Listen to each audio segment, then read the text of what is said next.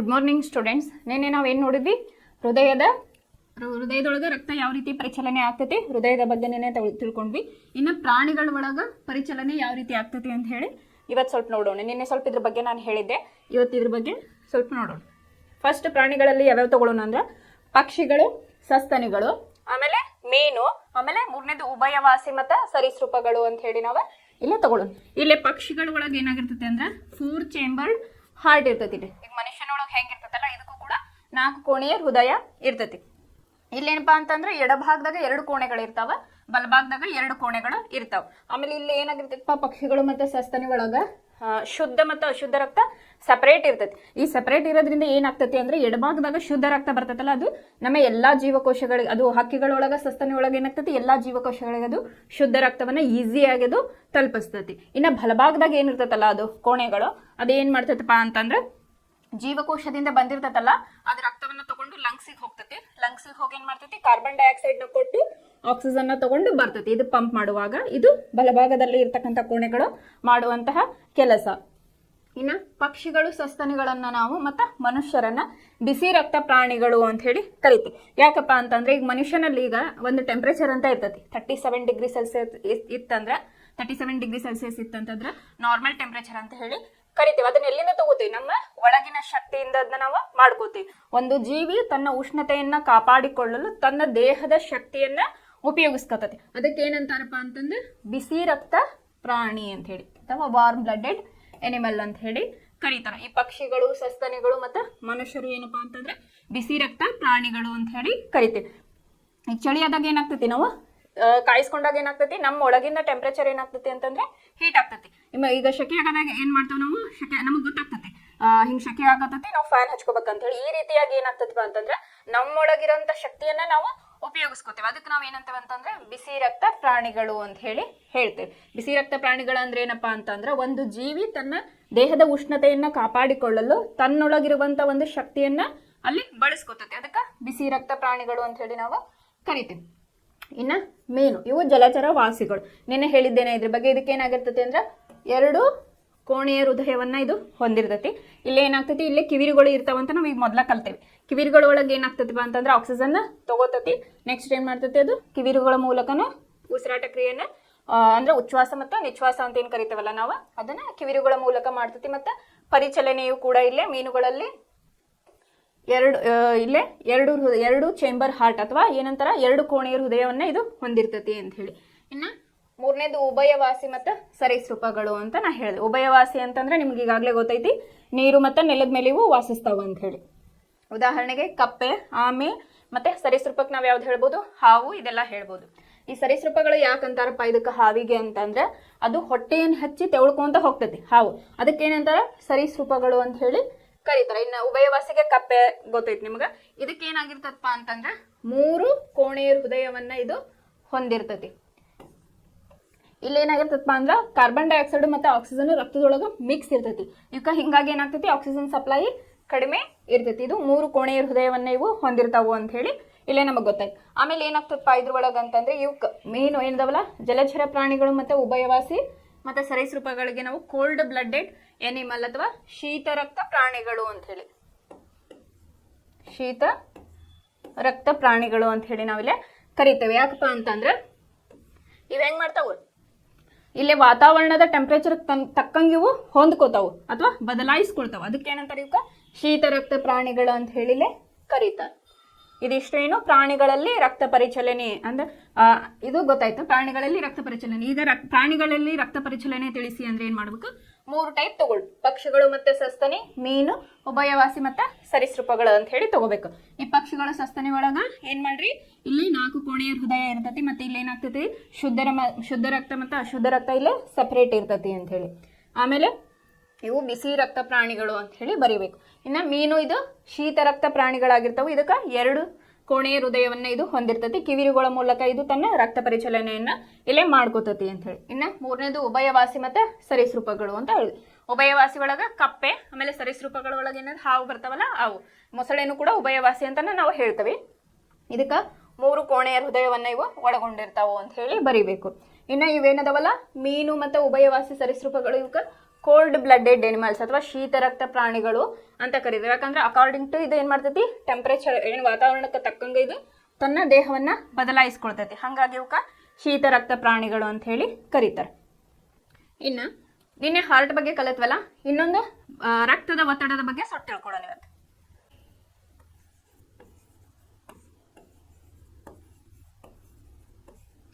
ರಕ್ತದ ಒತ್ತಡ ಅಂತಂದ್ರೆ ಈಗ ಬಿ ಪಿ ಅಂತ ಏನು ಕರಿತಾವಲ್ಲ, ಬ್ಲಡ್ ಪ್ರೆಷರ್, ಅದನ್ನ ಅಂದ್ರೆ ಇದು ನಿಮ್ಮ ನಾಲೆಡ್ಜ್ ಇರಲಿ ಅಂತ ಹೇಳತ್ತಾನೆ. ಈಗ ಇದನ್ನ ಯಾವುದರಿಂದ ಅಳಿತಾರಪ್ಪ ಅಂದ್ರೆ ಸ್ಪಿಗ್ನೋ ಮ್ಯಾನೋಮೀಟರ್ ಅಂತ ಹೇಳಿ ಕರೀತಾರೆ.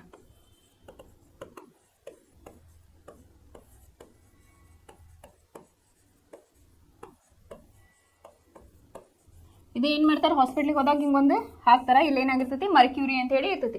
ಇದು ನಿಮ್ಮ ಬ್ಲಡ್ ಪ್ರೆಷರನ್ನು ಮೆಜರ್ ಮಾಡ್ತೈತಿ. ಇದು ಏನಾಗ್ತದಪ್ಪ ಅಂತಂದ್ರೆ ನಮ್ಮ ಕೈಗೆ ಹಾಕಿದಾಗ ಏನಾಗ್ತೈತಿ, ನಮ್ಮ ಬ್ಲಡ್ ಪ್ರೆಷರನ್ನು ಇದು ನೋಡ್ತೈತಿ. ಅಂದ್ರೆ ಈಗ ನಮ್ದು ಅಧಿಕ ರಕ್ತದ ಒತ್ತಡ ಎಷ್ಟಪ್ಪ ಅಂತಂದ್ರೆ 120 mmHg ಅಂತ ಹೇಳಿ ನಾವು ಕರೀತೇವೆ. ಕಡಿಮೆ ರಕ್ತದ ಒತ್ತಡ ಅಂತಂದ್ರೆ 80 mmHg ಅಂತ ಹೇಳಿ. ಇಲ್ಲಿ ಏನಾಗ್ತದಪ್ಪ ಅಂದ್ರೆ ಮರ್ಕ್ಯೂರಿ ಇರ್ತೈತಲ್ಲ, ಅದು ನಮ್ಮ ದೇಹಕ್ಕೆ ಇದು ಅಂಟಿಸ್ತಾರಲ್ಲ, ಅಂಟಿಸ್ದಾಗ ಏನಾಗ್ತದೆ ಅಂದ್ರೆ ನಮ್ಮ ರಕ್ತದ ಒತ್ತಡಕ್ಕೆ ಅದು ಮೇಲೆ ಏರ್ತಾ ಹೋಗ್ತತಿ. ಇದಕ್ಕೊಂದು ನಂಬರ್ ಕೊಟ್ಟಿರ್ತಾರೆ, ಕೊಟ್ಟಾಗ ಏನಾಗ್ತತಿ ನಮ್ಮ ಬ್ಲಡ್ ಪ್ರೆಷರ್ಗೆ ತಕ್ಕಂಗೆ ಅದು ಏರ್ತಾ ಹೋಗ್ತತಿ. ಅದು ಮರ್ಕ್ಯೂರಿ ಗುಣನೇ ಹೆಂಗಂತಂದ್ರೆ ತನಗ ಪ್ರೆಷರ್ ಅಥವಾ ಒಳಗಿಂದ ಏನಾರ ಈಗ ನಮ್ದು ಬ್ಲಡ್ ಪ್ರೆಷರ್ ಗೊತ್ತಾತಂದ್ರೆ ಅಲ್ಲಿ ಒತ್ತಡ ಏನಿರ್ತೈತಲ್ಲ, ಈ ಮರ್ಕ್ಯೂರಿ ಏನು ಮಾಡ್ತೈತಿ ರೈಸ್ ಆಗ್ತತಿ. ರೈಸ್ ಆದಾಗ ಏನಾಗ್ತತಿ ನಮ್ದು ಬ್ಲಡ್ ಪ್ರೆಷರ್ ಎಷ್ಟೈತಿ ಅಂತ ಹೇಳಿ ಗೊತ್ತಾಗ್ತೈತಿ. ಇದನ್ನ ಯಾವ್ದ್ರಿಂದ ಅಳಿತಾರಪ್ಪ ಅಂದ್ರೆ ಸ್ಪಿಗ್ನೋ ಮ್ಯಾನೋಮೀಟರ್ ಅಂತ ಹೇಳಿ ಒಂದು ಉಪಕರಣದಿಂದ ಇದ್ದ ರಕ್ತದ ಒತ್ತಡವನ್ನ ಅಳಿತಾರ. ಈಗ high B P low B P ಅಂತ ಕರೀತಿರ್ತಾರಲ್ಲ, ಅಂದ್ರೆ ಈಗ ಕೆಲವೊಮ್ಮೆ ಹೇಳ್ತಿರ್ತಾರ ಉಪ್ಪು ತಿನ್ನಬಾರ್ದು ಜಾಸ್ತಿ ಅಂತಂದ್ರೆ ಹೇಳ್ತಿರ್ತಾರಲ್ಲ, ಎದಕ್ಕಂತಂದ್ರೆ ಉಪ್ಪು ತಿಂದಾಗ ಏನಾಗ್ತೈತಿ ಅಂದ್ರೆ ನಮ್ದು ಬ್ಲಡ್ ಪ್ರೆಷರ್ ಜಾಸ್ತಿ ಆಗ್ತೈತಿ, ಅದರಿಂದ ಹೇಳ್ತಾರ. ಹಂಗಾಗಿ ಏನ್ ಮಾಡ್ಬೇಕು, ಊಟದೊಳಗ ಹಿತ ಮತ್ತೆ ಮಿತವನ್ನ ನಾವು ಕಾಪಾಡ್ಕೋಬೇಕು. ಇದಿಷ್ಟು ಏನು ರಕ್ತದ ಒತ್ತಡದ ಬಗ್ಗೆ ಆಯ್ತು. ಇನ್ನ ಸಸ್ಯಗಳಲ್ಲಿ ಸಾಗಾಣಿಕೆ ಬಗ್ಗೆ ನಾವು ಇವತ್ತು ತಿಳಿದುಕೊಳ್ಳೋಣ.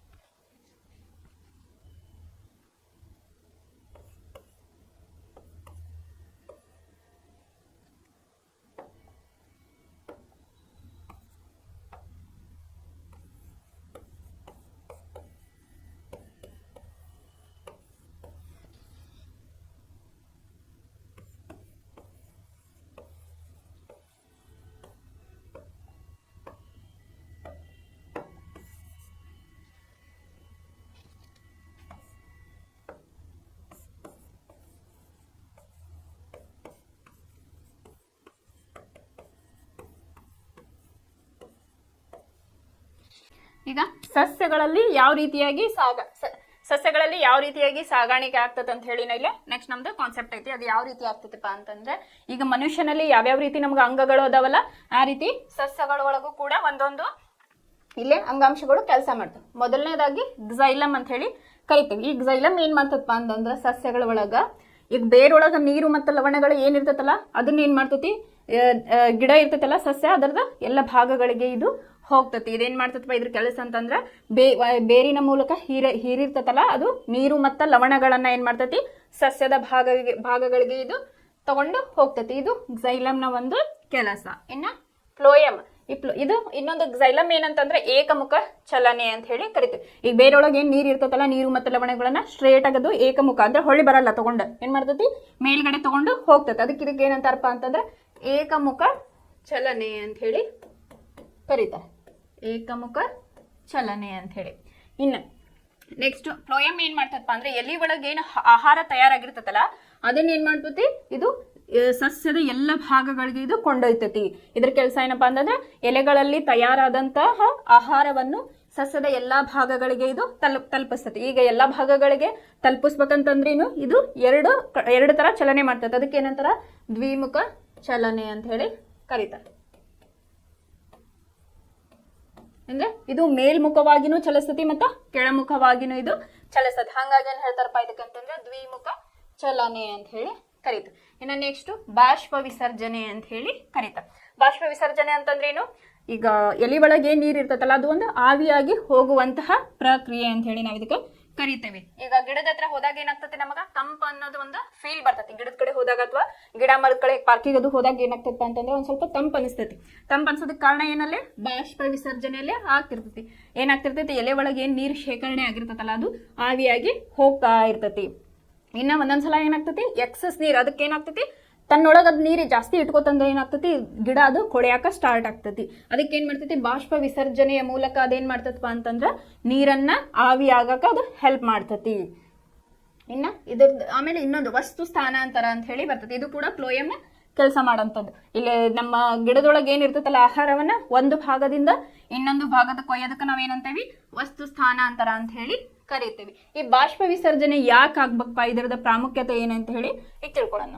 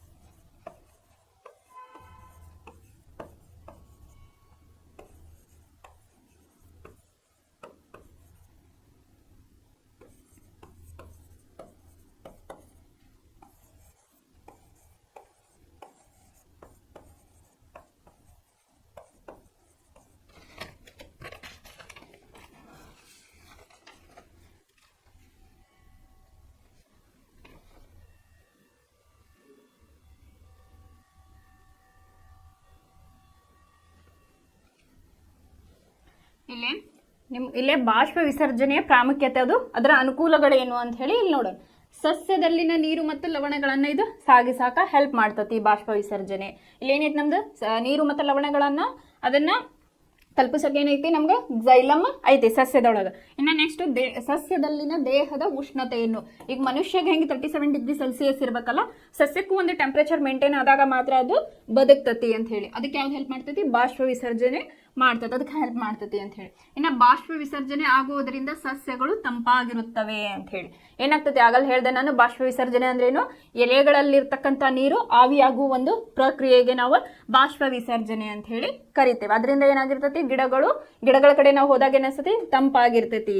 ಇನ್ನು ಪ್ರತಿಯೊಂದು ಎಲೆಗಳಿಗೆ ಅಯಾನುಗಳ ವಿನಿಮಯ. ಈಗ ಗಿಡಕ್ಕೆ ನೀರು ಹಾಕ್ತವಲ್ಲ, H2O ಇದೆ, ಹೊಡಿತೈತಿ ಇದು H+ ಮತ್ತು OH- ಆಗಿ ಹೊಡಿತೈತಿ. ಇಲ್ಲೇ ಅಯಾನುಗಳ ವಿನಿಮಯ ಆಗ್ಬೇಕಲ್ಲ, ಅದಕ್ಕಿದು ಹೆಲ್ಪ್ ಮಾಡ್ತೈತಿ. ಪ್ರತಿಯೊಂದು ಎಲೆಗಳಿಗೆ ಅಯಾನುಗಳನ್ನ ಇಲ್ಲೇ ವಿನಿಮಯ ಮಾಡ್ತತಿ. ಈಗ ಸಸ್ಯಗಳ ಬಗ್ಗೆ ಗೊತ್ತೈತಿ, ಅದೇನ್ ಮಾಡ್ತೈತಿ? ಆಕ್ಸಿಜನ್ ಅನ್ನ ಕೊಡ್ತತಿ, ಕಾರ್ಬನ್ ಡೈಆಕ್ಸೈಡ್ ನ ತಗೋತತಿ. ಮತ್ತೆ ರಾತ್ರಿ ಟೈಮ್ನಾಗ ಏನಾಗ್ತತಿ?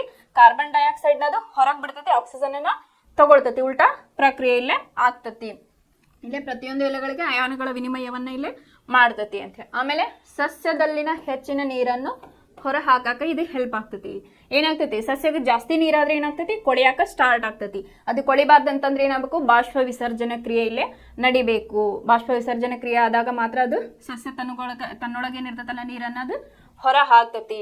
ಅದಕ್ಕಿಂತ ಅದು ತಡ್ಕೊಳಕ್ ಆಗದಷ್ಟು ನಾವು ನೀರು ಹಾಕಿದಾಗ ಏನಾಗ್ತತಿ? ಸಸ್ಯ ಇಲ್ಲೇ ಕೊಳೆಯಾಕ ಸ್ಟಾರ್ಟ್ ಆಗ್ತತಿ. ಇನ್ನು ಮರುಭೂಮಿ ಸಸ್ಯಗಳೊಳಗೆ ಏನಾಗ್ತತಿ? ನೀವು ನೋಡಿರ್ತಿರಲ್ಲ, ಎಕ್ಸಾಂಪಲ್ ಪಾಪಸ್ ಕಳ್ಳಿ ಐತಲ್ಲ, ಪಾಪಸ್ ಕಳ್ಳಿ ಎಲಿ ಹೆಂಗಿರ್ತೈತಿ? ಇಲ್ಲೇ ನಾರ್ಮಲ್ ನಮ್ಮ ಸುತ್ತಮುತ್ತಲು ಬೆಳೆಯಂತ ಎಲಿ ತರ ತೆಳ್ಳಗಿರಲ್ಲವು, ಅವೇನಾಗಿರ್ತಾವು? ದಪ್ಪ ಆಗಿರ್ತಾವ. ಅದು ಆಮೇಲೆ ಏನಾಗ್ತೈತಿ? ಟೊಮೆಟೊನ ಇದು ಹೇಳಿದ್ದೆವು ರಾತ್ರಿ ಓಪನ್ ಹಾಕು, ಬೆಳಗ್ಗೆ ಯಾಕೆ ಓಪನ್ ಆಗಲ್ಲ ಅಂತಂದ್ರೆ ಅಲ್ಲೇ ಸೂರ್ಯನ ಬೆಳಕು ಇಲ್ಲಿಕ್ಕಿಂತ ಜಾಸ್ತಿ ಬೀಳ್ತಿರ್ತೈತಲ್ಲೇ. ಆದ್ರಿಂದ ಏನ್ ಮಾಡ್ತಾವ? ಅಲ್ಲೇ ಬಾಷ್ಪ ವಿಸರ್ಜನೆ ಜಾಸ್ತಿ ಆಗ್ತೈತಿ ತೆಳಗಿದ್ದಷ್ಟೇ. ಅದಕ್ಕೆ ಏನ್ ಮಾಡಿರ್ತಾವ ಅಂತಂದ್ರೆ ಅಲ್ಲೇ ಎಲೆಗಳು ದಪ್ಪವಾಗಿರ್ತಾವ. ಅದಕ್ಕೆ ಎಕ್ಸಾಂಪಲ್ ಪಾಪಸ್ ಕಳ್ಳಿ ಅಂತ ಹೇಳಿ ಹೇಳ್ಬೋದು ನಾವು. ಇನ್ನ ನೆಕ್ಸ್ಟ್ ನಿಮ್ಮ ಬುಕ್ನಾಗ ಏನೇನು ಕೊಟ್ಟಾರ ಅದು ನೋಡ್ಕೋತಾ ಹೋಗೋಣ. ಈಗ ಸಸ್ಯಗಳಲ್ಲಿ ಸಾಗಾಣಿಕೆ ಅಂತ ಹೇಳಿದ್ದಾರೆ. ಇಲ್ಲಿ ಸಸ್ಯಗಳು ಕಾರ್ಬನ್ ಡೈಆಕ್ಸೈಡ್ನಂತಹ ಸರಳ ಸಂಯುಕ್ತಗಳನ್ನು ಹೇಗೆ ಒಳಗೆ ತೆಗೆದುಕೊಂಡು ಕ್ಲೋರೋಫಿಲ್ ಹೊಂದಿರುವ ಎಲೆಗಳಂತ ಅಂಗಗಳಲ್ಲಿ ದ್ಯುತಿ ಸಂಶ್ಲೇಷಿಸಿ ಶಕ್ತಿಯನ್ನು ಸಂಗ್ರಹಿಸುತ್ತವೆ ಎಂಬುದನ್ನು ಈಗಾಗಲೇ ಚರ್ಚಿಸಿದ್ದೇವೆ ಅಂತ ಹೇಳಿ ಹೇಳಕತ್ತಾರೆ. ಇಲ್ಲಿ ಏನ್ ಮಾಡ್ತಾವ? ಸಸ್ಯಗಳು ಕಾರ್ಬನ್ ಡೈಆಕ್ಸೈಡ್ ಸರಳ ಸಂಯುಕ್ತಗಳನ್ನ ತೆಗೆದುಕೊಳ್ತಾವ. ತಗೊಂಡು ಏನ್ ಮಾಡ್ತಾವು? ಕ್ಲೋರೋಫಿಲ್ ಹೊಂದಿರುವ ಎಲೆಗಳಂತ, ಈಗ ಎಲೆ ಒಳಗೆ ಏನಾಗಿರ್ತೈತಿ? ಕ್ಲೋರೋಫಿಲ್ ಇರ್ತೈತಿ. ಅದರಿಂದ ಏನ್ ಮಾಡ್ತಾವ? ತಗೊಂಡು ದ್ಯುತಿ ಸಂಶ್ಲೇಷಣ ಕ್ರಿಯೆಯಲ್ಲೇ ಆಗ್ತತಿ ಅಂತ ಹೇಳಿದ್ದಾರೆ. ಸಸ್ಯಗಳ ದೇಹ ನಿರ್ಮಾಣಕ್ಕೆ ಅಗತ್ಯವಾದ ಇತರ ಕಚ್ಚಾ ವಸ್ತುಗಳನ್ನು ಕೂಡ ಪ್ರತ್ಯೇಕವಾಗಿ ತೆಗೆದುಕೊಳ್ಳಬೇಕಾಗುತ್ತದೆ. ಏನು? ಸಸ್ಯಗಳ ಈಗ ನಮ್ದು ದೇಹ ಹೆಂಗ ಇರ್ತೈತಲ್ಲ, ಹಂಗ ಸಸ್ಯಗಳು ದೇಹ ನಿರ್ಮಾಣ ಆಗಕ್ಕ ಏನ್ ಬೇಕು? ಒಂದಿಷ್ಟು ಕಚ್ಚಾ ವಸ್ತುಗಳು ಬೇಕು. ಅವನ್ನೇನ್ ಮಾಡ್ತೈತಿ?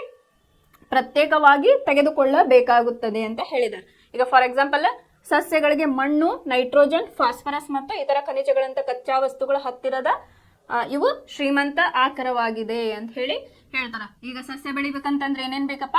ಫಸ್ಟ್ ಮಣ್ಣು ಬೇಕು, ಆಮೇಲೆ ನೈಟ್ರೋಜನ್ ಬೇಕು, ಮತ್ತು ಫಾಸ್ಫರಸ್ ಅಂತ ಹೇಳಿ ಕರಿತೀವಿ. ಇವು ಮುಖ್ಯವಾದ ಒಂದು ಅಂಶಗಳು.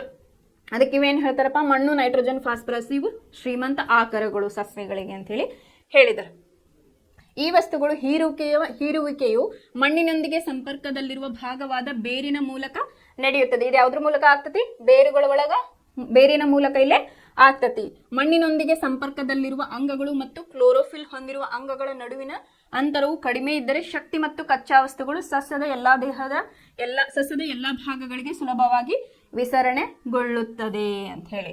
ಇಲ್ಲೇ ಮಣ್ಣೊಳಗೆ ಏನಿರ್ತಾವ ಅಂಗಗಳು ಮತ್ತು ಕ್ಲೋರೋಫಿಲ್ ಹೊಂದಿರುವ ಅಂಗಗಳ ನಡುವಿನ ಅಂತರ ಏನಾಗಿರ್ಬೇಕು? ಕಡಿಮೆ ಇದ್ದಾಗ ಇದು ಚೆನ್ನಾಗಿ ವರ್ಕ್ ಆಕತಿ ಅಂತ ಹೇಳಿದ್ದಾರೆ. ಸಂಪರ್ಕದಲ್ಲಿರುವ ಅಂಗಗಳು ಮತ್ತು ಕ್ಲೋರೋಫಿಲ್ ಹೊಂದಿರುವ ಅಂಗಗಳ ನಡುವಿನ ಅಂತರವು ಕಡಿಮೆ ಇದ್ದರೆ ಶಕ್ತಿ ಮತ್ತು ಕಚ್ಚಾ ವಸ್ತುಗಳು ಸಸ್ಯದ ದೇಹದ ಎಲ್ಲ ಭಾಗಗಳಿಗೆ ಸುಲಭವಾಗಿ ಅದು ವಿಸರಣೆಗೊಳ್ಳುತ್ತದೆ. ಆದರೆ ಸಸ್ಯ ದೇಹದ ವಿನ್ಯಾಸದಲ್ಲಿನ ಬದಲಾವಣೆಯಿಂದಾಗಿ ಈ ಅಂತರವು ಹೆಚ್ಚಾದರೆ ಎಲೆಗಳಿಗೆ ಕಚ್ಚಾ ಪದಾರ್ಥಗಳನ್ನು ಮತ್ತು ಬೇರುಗಳಿಗೆ ಶಕ್ತಿಯನ್ನು ಒದಗಿಸಲು ವಿಸರಣ ಕ್ರಿಯೆಯು ಸಾಲುವುದಿಲ್ಲ ಅಂತ ಹೇಳಿ. ಯಾಕಂದ್ರೆ ಅಲ್ಲೇ ಸ್ಪೇಸ್ ಇಲ್ಲೇ ವಿನ್ಯಾಸದಲ್ಲಿ ಅಂತರವು ಹೆಚ್ಚಾದ್ರೆ ಏನಾಗ್ತತಿ? ಅಲ್ಲೇ ಜಾಸ್ತಿ ಇಲ್ಲ ನಮಗೆ ಕಚ್ಚಾ ಪದಾರ್ಥಗಳು ಬೇರುಗಳಿಗೆ ಶಕ್ತಿಯನ್ನು ಒದಗಿಸಾಕ ಸಾಧ್ಯ ಇಲ್ಲ ಅಂತ ಹೇಳಿ ಹೇಳಿದ್ದಾರೆ. ಅಂತ ಟೈಮ್ನಾಗ ಏನಾಗ್ತತಿ? ಒಂದು ಸಮರ್ಪಕ ಸಾಗಾಣಿಕೆಯ ವ್ಯವಸ್ಥೆ ಬೇಕು ಅಂತ ಇಲ್ಲಿ ಹೇಳಿದ್ದಾರೆ. ಇಲ್ಲಿ ನೆಕ್ಸ್ಟ್ ಸಸ್ಯ ಸಾಗಾಣಿಕಾ ವ್ಯವಸ್ಥೆಗಳು ಸಂಗ್ರಾಹಕ ಶಕ್ತಿಯನ್ನು ಎಲೆಗಳಿಂದ ವಿಭಿನ್ನ ದೇಹ ವಿನ್ಯಾಸಗಳ ನಡುವೆ ಶಕ್ತಿ ಅವಶ್ಯಕತೆಯು ವಿಭಿನ್ನವಾಗಿರುತ್ತದೆ ಅಂತ ಹೇಳಿ ಹೇಳಿದ್ದಾರೆ. ಒಂದೊಂದಕ್ಕೆ ಒಂದೊಂದ್ ತರ ಇರ್ತೈತಿ ಸಸ್ಯಗಳಿಗೆ ಅಂತ ಹೇಳಿ. ಸಸ್ಯಗಳು ಚಲಿಸುವುದಿಲ್ಲ ಮತ್ತೆ ಸಸ್ಯ ದೇಹವು ಅನೇಕ ಅಂಗಾಂಶಗಳಲ್ಲಿ ಹೆಚ್ಚಿನ ಪ್ರಮಾಣದಲ್ಲಿನ ನಿರ್ಜೀವ ಜೀವಕೋಶಗಳನ್ನು ಹೊಂದಿದೆ. ಅಲ್ಲೇನಾಗಿರ್ತದೆ ಸಸ್ಯ ಒಳಗ ಈಗ ಡೆಡ್ ಸೆಲ್ಸ್ ಅಂತ ನಾವು ಕರಿತಾವಲ್ಲ ಅದ್ರ ಬಗ್ಗೆ ಇಲ್ಲ ಹೇಳಿದ್ರೆ ಅಲ್ಲೇನಾಗಿರ್ತೈತಿ ಡೆಡ್ ಸೆಲ್ಸ್ ಕೂಡ ಇರ್ತಾವು. ಇದರ ಪರಿಣಾಮವಾಗಿ ಸಸ್ಯಗಳ ಶಕ್ತಿ ಅವಶ್ಯಕತೆಗೆ ಕಡಿಮೆ ಮತ್ತು ಅವು ನಿಧಾನಗತಿಯ ಸಾಗಾಣಿಕೆ ವ್ಯವಸ್ಥೆಯನ್ನು ಬಳಸುತ್ತವೆ ಅಂತ ಹೇಳಿ ಹೇಳಿದ್ದಾರೆ. ಆದರೆ ಅತ್ಯಂತ ಎತ್ತರದ ಮರಗಳಲ್ಲಿ ಸಾಗಾಣಿಕಾ ವ್ಯವಸ್ಥೆಯು ಮಾಡಬೇಕಾದ ಕೆಲಸವು ಹೆಚ್ಚಿನದಾಗಿರುತ್ತದೆ. ಈಗ ಸಣ್ಣ ಗಿಡ ಆಯ್ತು, ಈ ನೀಲಗಿರಿ ಗಿಡ ಅದು ಏನಿರ್ತಾವಲ್ಲ ದೊಡ್ಡ ಇರ್ತಾವ, ಅಲ್ಲೇನಾಗ್ತದೆ ಅಂತಂದ್ರೆ ಸಾಗಾಣಿಕಾ ವ್ಯವಸ್ಥೆ ಮಾಡಬೇಕಾದವು ಅಲ್ಲೇನಾಗಿರ್ತದೆ ಕೆಲಸ ಜಾಸ್ತಿ ಇರ್ತದೆ ಅವಕ್ಕ ಅಂತ ಹೇಳಿ ಹೇಳಿದ್ರು. ಸಸ್ಯ ಸಾಗಾಣಿಕಾ ವ್ಯವಸ್ಥೆಗಳು ಸಂಗ್ರಾಹಕ ಶಕ್ತಿಯನ್ನು ಎಲೆಗಳಿಂದ ಮತ್ತು ಕಚ್ಚಾ ಪದಾರ್ಥಗಳನ್ನು ಬೇರುಗಳಿಂದ ಸಂಗ್ರಹಿಸುತ್ತವೆ. ಇದ್ರ ಬಗ್ಗೆ ನಾನು ಹೇಳಿದೆ. ಈ ಎರಡೂ ಮಾರ್ಗಗಳು ಸ್ವತಂತ್ರವಾಗಿ ಸಂಘಟಿಸಿದ ಸಾಗಾಣಿಕಾ ಕೊಳವೆಗಳಂತ ನಿರ್ಮಿಸಲ್ಪಟ್ಟಿರುತ್ತೆ. ಮೊದಲನೇದು ಇಲ್ಲೇನಾಗಿರ್ತವಪ್ಪ ಅಂತಂದ್ರೆ ಸ್ವತಂತ್ರವಾಗಿ ಸಂಘಟಿಸಿದ ಸಾಗಾಣಿಕಾ ಕೊಳವೆಗಳು ಈ ತರ ಇರ್ತಾವ, ಕೊಳವೆಗಳ ತರ ಇವು ಇರ್ತಾವೆ. ನೀವು ಹೈಯರ್ ಕ್ಲಾಸಸ್ಸಿಗೆ ಹೋದಾಗ ಇದ್ರದ್ದು ಡಿಸೆಕ್ಷನ್ ಎಲ್ಲ ನೋಡ್ಬೋದು. ನೀವು ಎಲೆದ್ದಾಯ್ತು ಸ್ಟೆಮ್ ಅದೆಲ್ಲ ನೋಡಿದಾಗ ನಿಮಗೆ ಇದ್ರ ಬಗ್ಗೆ ಇನ್ನು ಐಡಿಯಾ ಬರ್ತೈತೆ. ಇವು ಹೆಂಗಾಗಿರ್ತಾವಪ್ಪ ಅಂತಂದ್ರೆ ಸ್ವತಂತ್ರವಾಗಿ ಸಂಘಟಿಸಿದ ಸಾಗಾಣಿಕಾ ಕೊಳವೆಗಳಂತ ಹೇಳಿ ಇಂಡಿಪೆಂಡೆಂಟ್ ಪೈಪ್ ತರ ಇವು ಇರ್ತಾವು ಅಂತ ಹೇಳಿದ್ದಾರೆ. ಮೊದಲನೇದು ಕ್ಸೈಲಮ್. ಇದೇನ್ ಮಾಡ್ತೈತಿ ಮಣ್ಣಿನಿಂದ ಪಡೆದ ನೀರು ಮತ್ತು ಲವಣಗಳನ್ನು ಸಾಗಿಸುತ್ತದೆ. ಇನ್ನೊಂದು ಫ್ಲೋಯಂ. ಎಲೆಗಳಲ್ಲಿ ಸಂಶ್ಲೇಷಿಸಲ್ಪಟ್ಟ ದ್ಯುತಿ ಸಂಶ್ಲೇಷಣೆಯ ಉತ್ಪನ್ನಗಳನ್ನು ಸಸ್ಯದ ಉಳಿದ ಭಾಗಗಳಿಗೆ ಸಾಗಿಸುತ್ತದೆ. ಕ್ಸೈಲಮ್ ಫ್ಲೋಯಂ ಬಗ್ಗೆ ನಿಮಗೆ ಈಗಾಗಲೇ ಹೇಳಿದ್ದೇನೆ, ನೀವು ಇದ್ರ ಮೊದಲು ಕಲ್ತಿದ್ದೀರಿ. ಕ್ಸೈಲಮ್ ಏನ್ ಮಾಡ್ತದಪ್ಪ ಅಂತಂದ್ರೆ ಬೇರೊಳಗೆ ನೀರು ಮತ್ತು ಲವಣಗಳು ಅಥವಾ ಖನಿಜಾಂಶಗಳು ಏನಿರ್ತಾವಲ್ಲ ಅದು ದೇಹದ ಭಾಗಗಳಿಗೆ ಇದು ತಲುಪಿಸ್ತದೆ ಮತ್ತು ಇದು ಏಕಮುಖ ಚಲನೆ, ಹಿಂಗೆ ಹೋಗಿದ್ದು ಹೊಳ್ಳಿ ಬರಲ್ಲ ಅಂತ ಹೇಳಿ. ಇನ್ನ ಫ್ಲೋಯಂ ಏನ್ ಮಾಡ್ತದಪ್ಪ ದ್ಯುತಿ ಸಂಶ್ಲೇಷಣೆ ಕ್ರಿಯಾದ ಆಹಾರ ಏನ್ ತಯಾರಾಗಿರ್ತದಲ್ಲ ಅದನ್ನ ಏನ್ ಮಾಡ್ತತಿ ದೇಹದ ಎಲ್ಲ ಭಾಗಗಳಿಗೆ ಅದು ಸಾಗಿಸುವಂತ ಕೆಲಸವನ್ನ ಇಲ್ಲಿ ಫ್ಲೋಯಂ ಮಾಡ್ತತಿ ಅಂತ ಹೇಳಿ ಹೇಳಿದ. ಇನ್ನ ನೀರಿನ ಸಾಗಾಣಿಕೆ ಅಂಶ ಯಾವ್ದಿಲ್ಲ ಇಲ್ಲೇ ಕ್ಸೈಲಮ್ ಅಂತ ಹೇಳಿ ನಾ ಹೇಳಿದೆ. ಆಹಾರದ್ದು ಯಾವುದು ಫ್ಲೋಯಮ್. ಇಲ್ಲೇ ಸಸ್ಯದ ಎಲ್ಲಾ ಭಾಗಗಳನ್ನು ತಲುಪುವ ನೀರು ಸಾಗಿಸುವ ಕಾಲುವೆಗಳ ನಿರಂತರ ವ್ಯವಸ್ಥೆಯನ್ನು ನಿರ್ಮಿಸಲು ಕ್ಸೈಲಮ್ ಅಂಗಾಂಶದಲ್ಲಿ ಬೇರು, ಕಾಂಡ ಮತ್ತು ಎಲೆಗಳ ನಳಿಕೆಗಳು ಮತ್ತು ಟ್ರಕಿಡ್ಗಳು ಪರಸ್ಪರ ಸಂಪರ್ಕವನ್ನ ಹೊಂದಿದೆ ಅಂತ ಹೇಳಿ ಹೇಳಿದಾರೆ. ಕ್ಸೈಲಮ್ ಏನಾಗೈತಿ ಇಲ್ಲೇನಾಗಿರ್ತೈತಿ ಎಲೆ, ಕಾಂಡ ಮತ್ತು ಬೇರುಗಳ ನಳಿಕೆಗಳು ಮತ್ತು ಟ್ರಕಿಡ್ಗಳಂತಹ ಒಂದು ರಚನೆಗಳಲ್ಲಿ ಇರ್ತಾವು. ಇಲ್ಲ ಬೇರುಗಳಲ್ಲಿ ಮಣ್ಣಿನ ಸಂಪರ್ಕದಲ್ಲಿರುವ ಜೀವಕೋಶಗಳು ಸಕ್ರಿಯವಾಗಿ ಅಯಾನುಗಳನ್ನು ಹೀರಿಕೊಳ್ಳುತ್ತವೆ. ಇದೇನ್ ಮಾಡ್ತತಿ ಅಯಾನ್ಸನ ಹೀರಿಕೊಂಡು ಈ ವ್ಯತ್ಯಾಸವನ್ನು ನಿವಾರಿಸಲು ಮಣ್ಣಿನಿಂದ ಬೇರುಗಳಿಗೆ ನೀರು ಚಲಿಸುತ್ತದೆ. ಅಲ್ಲಿ ಬೇರುಗಳು ಕ್ಸೈಲಮ್ನೊಳಕ್ಕೆ ನೀರಿನ ಸ್ಥಿರವಾದ ಚಲನೆಯನ್ನು ನೀರಿನ ಒಂದು ಸ್ತಂಭವನ್ನು ಉಂಟು ಮಾಡಿ ಅದು ನೀರನ್ನು ನಿರಂತರವಾಗಿ ಮೇಲಕ್ಕೆ ಎತ್ತುತ್ತದೆ. ಏನು ಸ್ತಂಭ ಅಂದ್ರೆ ಏನು ಈ ತರ ಇರ್ತೈತೆ.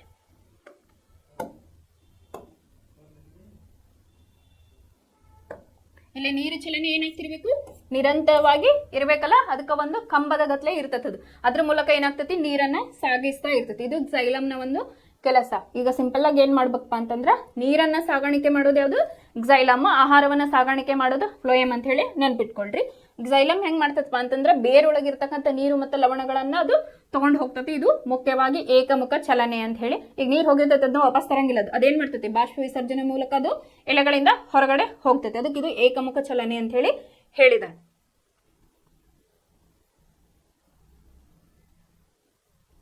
ಇಲ್ಲೇ ಈಗ ಸಸ್ಯಗಳು ಸಣ್ಣ ಸಣ್ಣ ಇರ್ತಾವ, ಆಯ್ತು. ಇನ್ನು ದೊಡ್ಡ ಉದ್ದ ಸಸ್ಯಗಳು ಇರ್ತಾವಲ್ಲ, ಬಿದಿರಿನ ಗಿಡ ಆಯ್ತು, ಹಿಂಗೆಲ್ಲ ನೀಲಗಿರಿ ಗಿಡ ಅಂತವಲ್ಲ, ಅಲ್ಲಿ ಯಾವ ತರ ಆಗ್ತತಿ ಅಂತ ಹೇಳಿ ಇಲ್ಲೇ ನೋಡು. ಸಸ್ಯಗಳಲ್ಲಿ ನಾವು ನೋಡುವಂತೆ ಅತ್ಯಂತ ಎತ್ತರಕ್ಕೆ ನೀರನ್ನು ಚಲಿಸುವಂತೆ ಮಾಡಲು ಈ ಒತ್ತಡ ಒಂದಕ್ಕೆ ಆಗೋದಿಲ್ಲ. ಕ್ಸೈಲಮ್ನೊಳಗಿನ ನೀರನ್ನು ಸಸ್ಯದ ದೇಹಕ್ಕೆ ಅತ್ಯಂತ ಎತ್ತರದ ಭಾಗಗಳಿಗೆ ಮೇಲಕ್ಕೆ ಹರಿಸಲು ಸಸ್ಯಕ್ಕೆ ಇನ್ನೊಂದು ತಂತ್ರವನ್ನು ಬಳಸುತ್ತೇವೆ. ಸಸ್ಯವು ಸಾಕಷ್ಟು ನೀರಿನ ಪೂರೈಕೆಯನ್ನು ಹೊಂದಿದ್ದರೆ ಪತ್ರರಂಧ್ರಗಳ ಮೂಲಕ ನಷ್ಟವಾದ ನೀರು ಎಲೆಗಳಿನ ಕ್ಸೈಲಮ್ ನಳಿಕೆಗಳ ಮೂಲಕ ಪೂರೈಕೆಯಾಗುತ್ತದೆ. ವಾಸ್ತವವಾಗಿ ಎಲೆಗಳ ಜೀವಕೋಶದಿಂದ ಆವಿಯಾಗುವ ನೀರಿನ ಅಣುಗಳು ಶೋಷಣವನ್ನು ಉಂಟು ಮಾಡುತ್ತದೆ. ಇದು ಬೇರುಗಳ ಕ್ಸೈಲಮ್ ಕೋಶಗಳೊಂದಿಗೆ ನೀರನ್ನು ಎಳೆದುಕೊಂಡು ಗಾಳಿಗೆ ತೆರೆದ ಸಸ್ಯದ ಭಾಗಗಳಿಂದ ಆವಿಯಾದ ರೂಪದಲ್ಲಿ ನೀರು ನಷ್ಟವಾಗುವುದನ್ನ ಬಾಷ್ಪ ವಿಸರ್ಜನೆ ಅಂತ ಹೇಳಿ ಹೇಳಿದ್ದಾರೆ. ಈಗ ಹೈಟ್ ಇರ್ತಾವಲ್ಲ ಗಿಡ, ಈಗ ಸಣ್ಣ ಸಣ್ಣ ಗಿಡ ಇದ್ದಾಗ ಈಸಿಯಾಗಿ ಹೋಗ್ತತಿ ನೀರು, ಎಲೆಗಳು ಇರ್ತಾವಲ್ಲ ಇಲ್ಲೇನಾಗ್ತತಿ ಈಸಿಯಾಗಿ ಹೋಗ್ತತಿ. ಇನ್ನು ಹೈಟ್ ಇರ್ತಾವಲ್ಲ ಗಿಡ, ಅಲ್ಲಿ ಏನಾಗ್ತದಪ್ಪ ಅಂದ್ರೆ ಅದಕ್ಕೊಂದು ಒತ್ತಡ ಬೇಕಲ್ಲ, ಅದಕ್ಕೆ ನೀರು ಇಲ್ಲಿ ಬೇರಿಂದ ಈಗ ಕ್ಸೈಲಮ್ ಏನ್ ಮಾಡ್ತೈತಿ ಇಲ್ಲಿ ಬೇರೆ ಅದಾವಲ್ಲ, ಇಲ್ಲಿಂದ ಏನ್ ಮಾಡ್ಬೇಕು ಇಲ್ಲೇ ಗಿಡಕ್ಕೆ ಒಯ್ಬೇಕು. ಅದಕ್ಕೊಂದು ಒತ್ತಡ ಬೇಕು, ಮತ್ತೆ ಅದಕ್ಕೆ ಹೆಲ್ಪ್ ಮಾಡಂತ ಒಂದು ಅಂಗಾಂಶ ಬೇಕು. ಅದಕ್ಕೆ ಯಾವ್ದು ಹೆಲ್ಪ್ ಮಾಡ್ತದಪ್ಪ ಅಂತಂದ್ರೆ ಶೋಷಣೆ ಅಂತ ಹೇಳಿ ನಾವು ಕರಿತೇವೆ. ಶೋಷಣೆ ಅಂತಂದ್ರೆ ಇದೇನ್ ಮಾಡ್ತತಿ ಈ ಬೇರೊಳಗೆ ನೀರ್ ಇರ್ತತಲ್ಲ ಅದನ್ನ ಗಿಡದ ತುದಿವರೆಗೂ ಒಯ್ಯಾಕ ಏನ್ ಮಾಡ್ತತಿ ಇದು ಹೆಲ್ಪ್ ಮಾಡ್ತತಿ. ಅದಕ್ಕೆ ಏನಂತ ಕರೀತಾರಪ್ಪ ಅಂತಂದ್ರೆ ಶೋಷಣೆ ಅಂತ ಹೇಳಿ ಕರೀತಾರ. ಇನ್ನೊಂದು ಬಾಷ್ಪ ವಿಸರ್ಜನೆ ಅಂತ ಹೇಳಿ ಕರೀತಾರೆ. ಬಾಷ್ಪ ವಿಸರ್ಜನೆ ಅಂದ್ರೇನು? ಎಲೆ ಒಳಗೆ ಏನ್ ನೀರ್ ಇರ್ತೈತಲ್ಲ,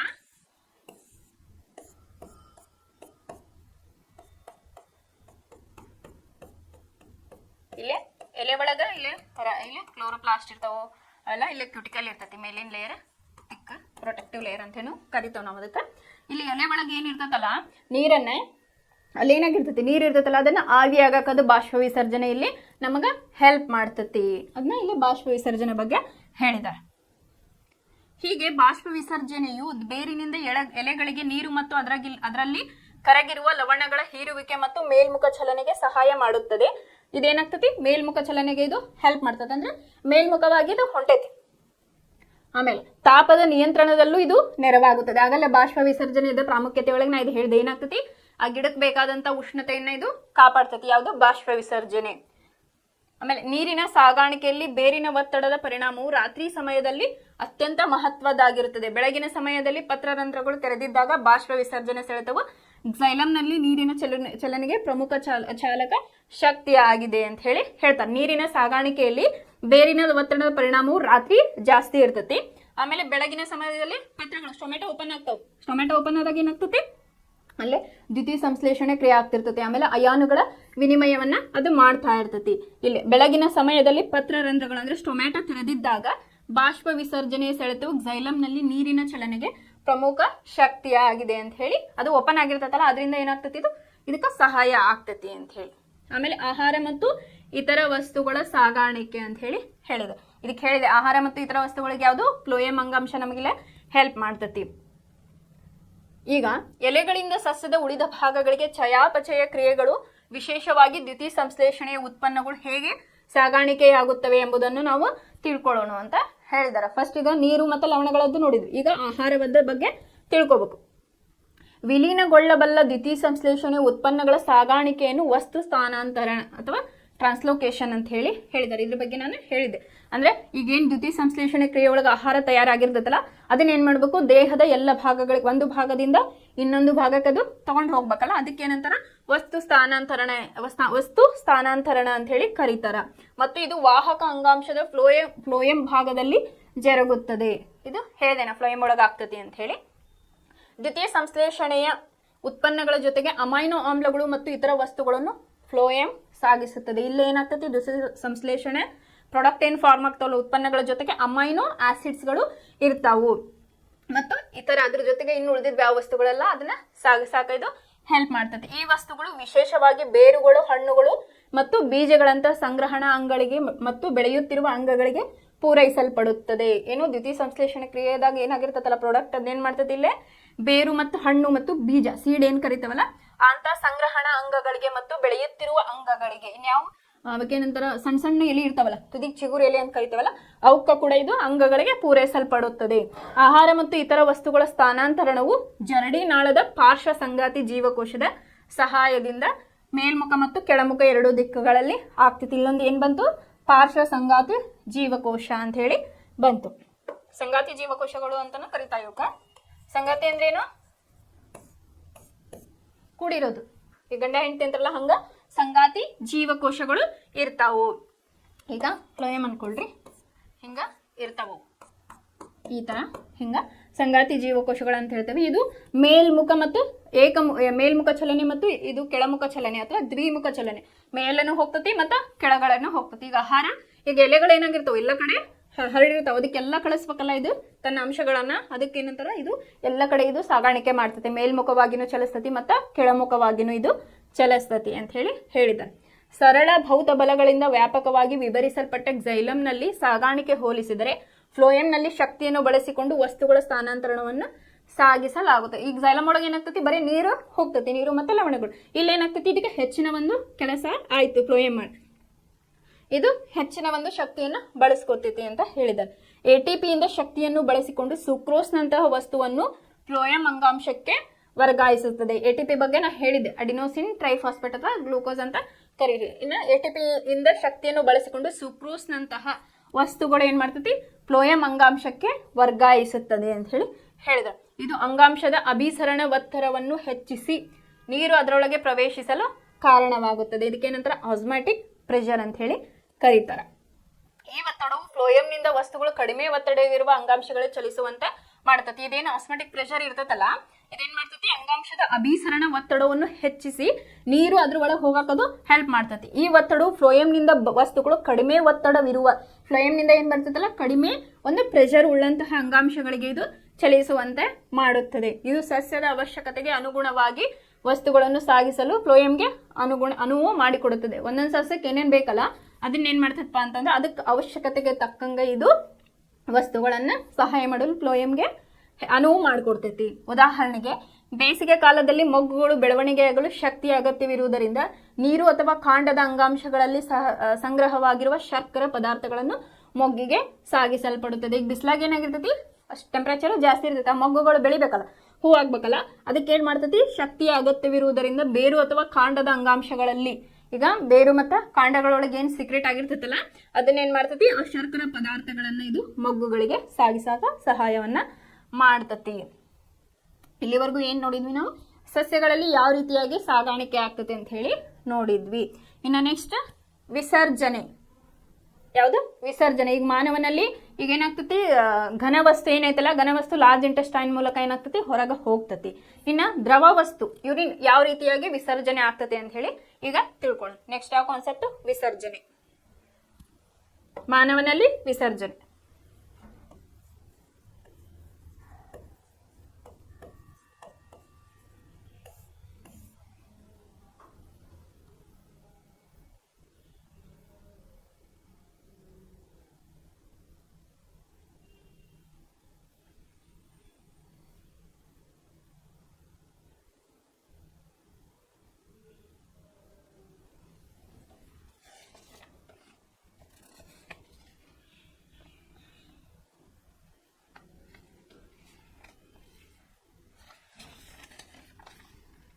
ಈಗ ಮಾನವಲ್ಲಿ ವಿಸರ್ಜನೆ ಬಗ್ಗೆ ನೋಡೋಣ. ವಿಸರ್ಜನೆ ಫಸ್ಟ್ ಇದ್ರ ಬಗ್ಗೆ ಇಲ್ಲೇ ಮನುಷ್ಯರ ವಿಸರ್ಜನಾಂಗ ವ್ಯೂಹ ಅಂತೇಳಿ ಇಲ್ಲೊಂದು ಪಿಕ್ಚರ್ ಐತಿ, ಇದ್ರ ಬಗ್ಗೆ ಸ್ವಲ್ಪ ತಿಳ್ಕೊಂಡ ನೆಕ್ಸ್ಟ್ ಇದ್ರ ಬಗ್ಗೆ ಹೇಳ್ತಾ ಹೋಗ್ತೇನೆ.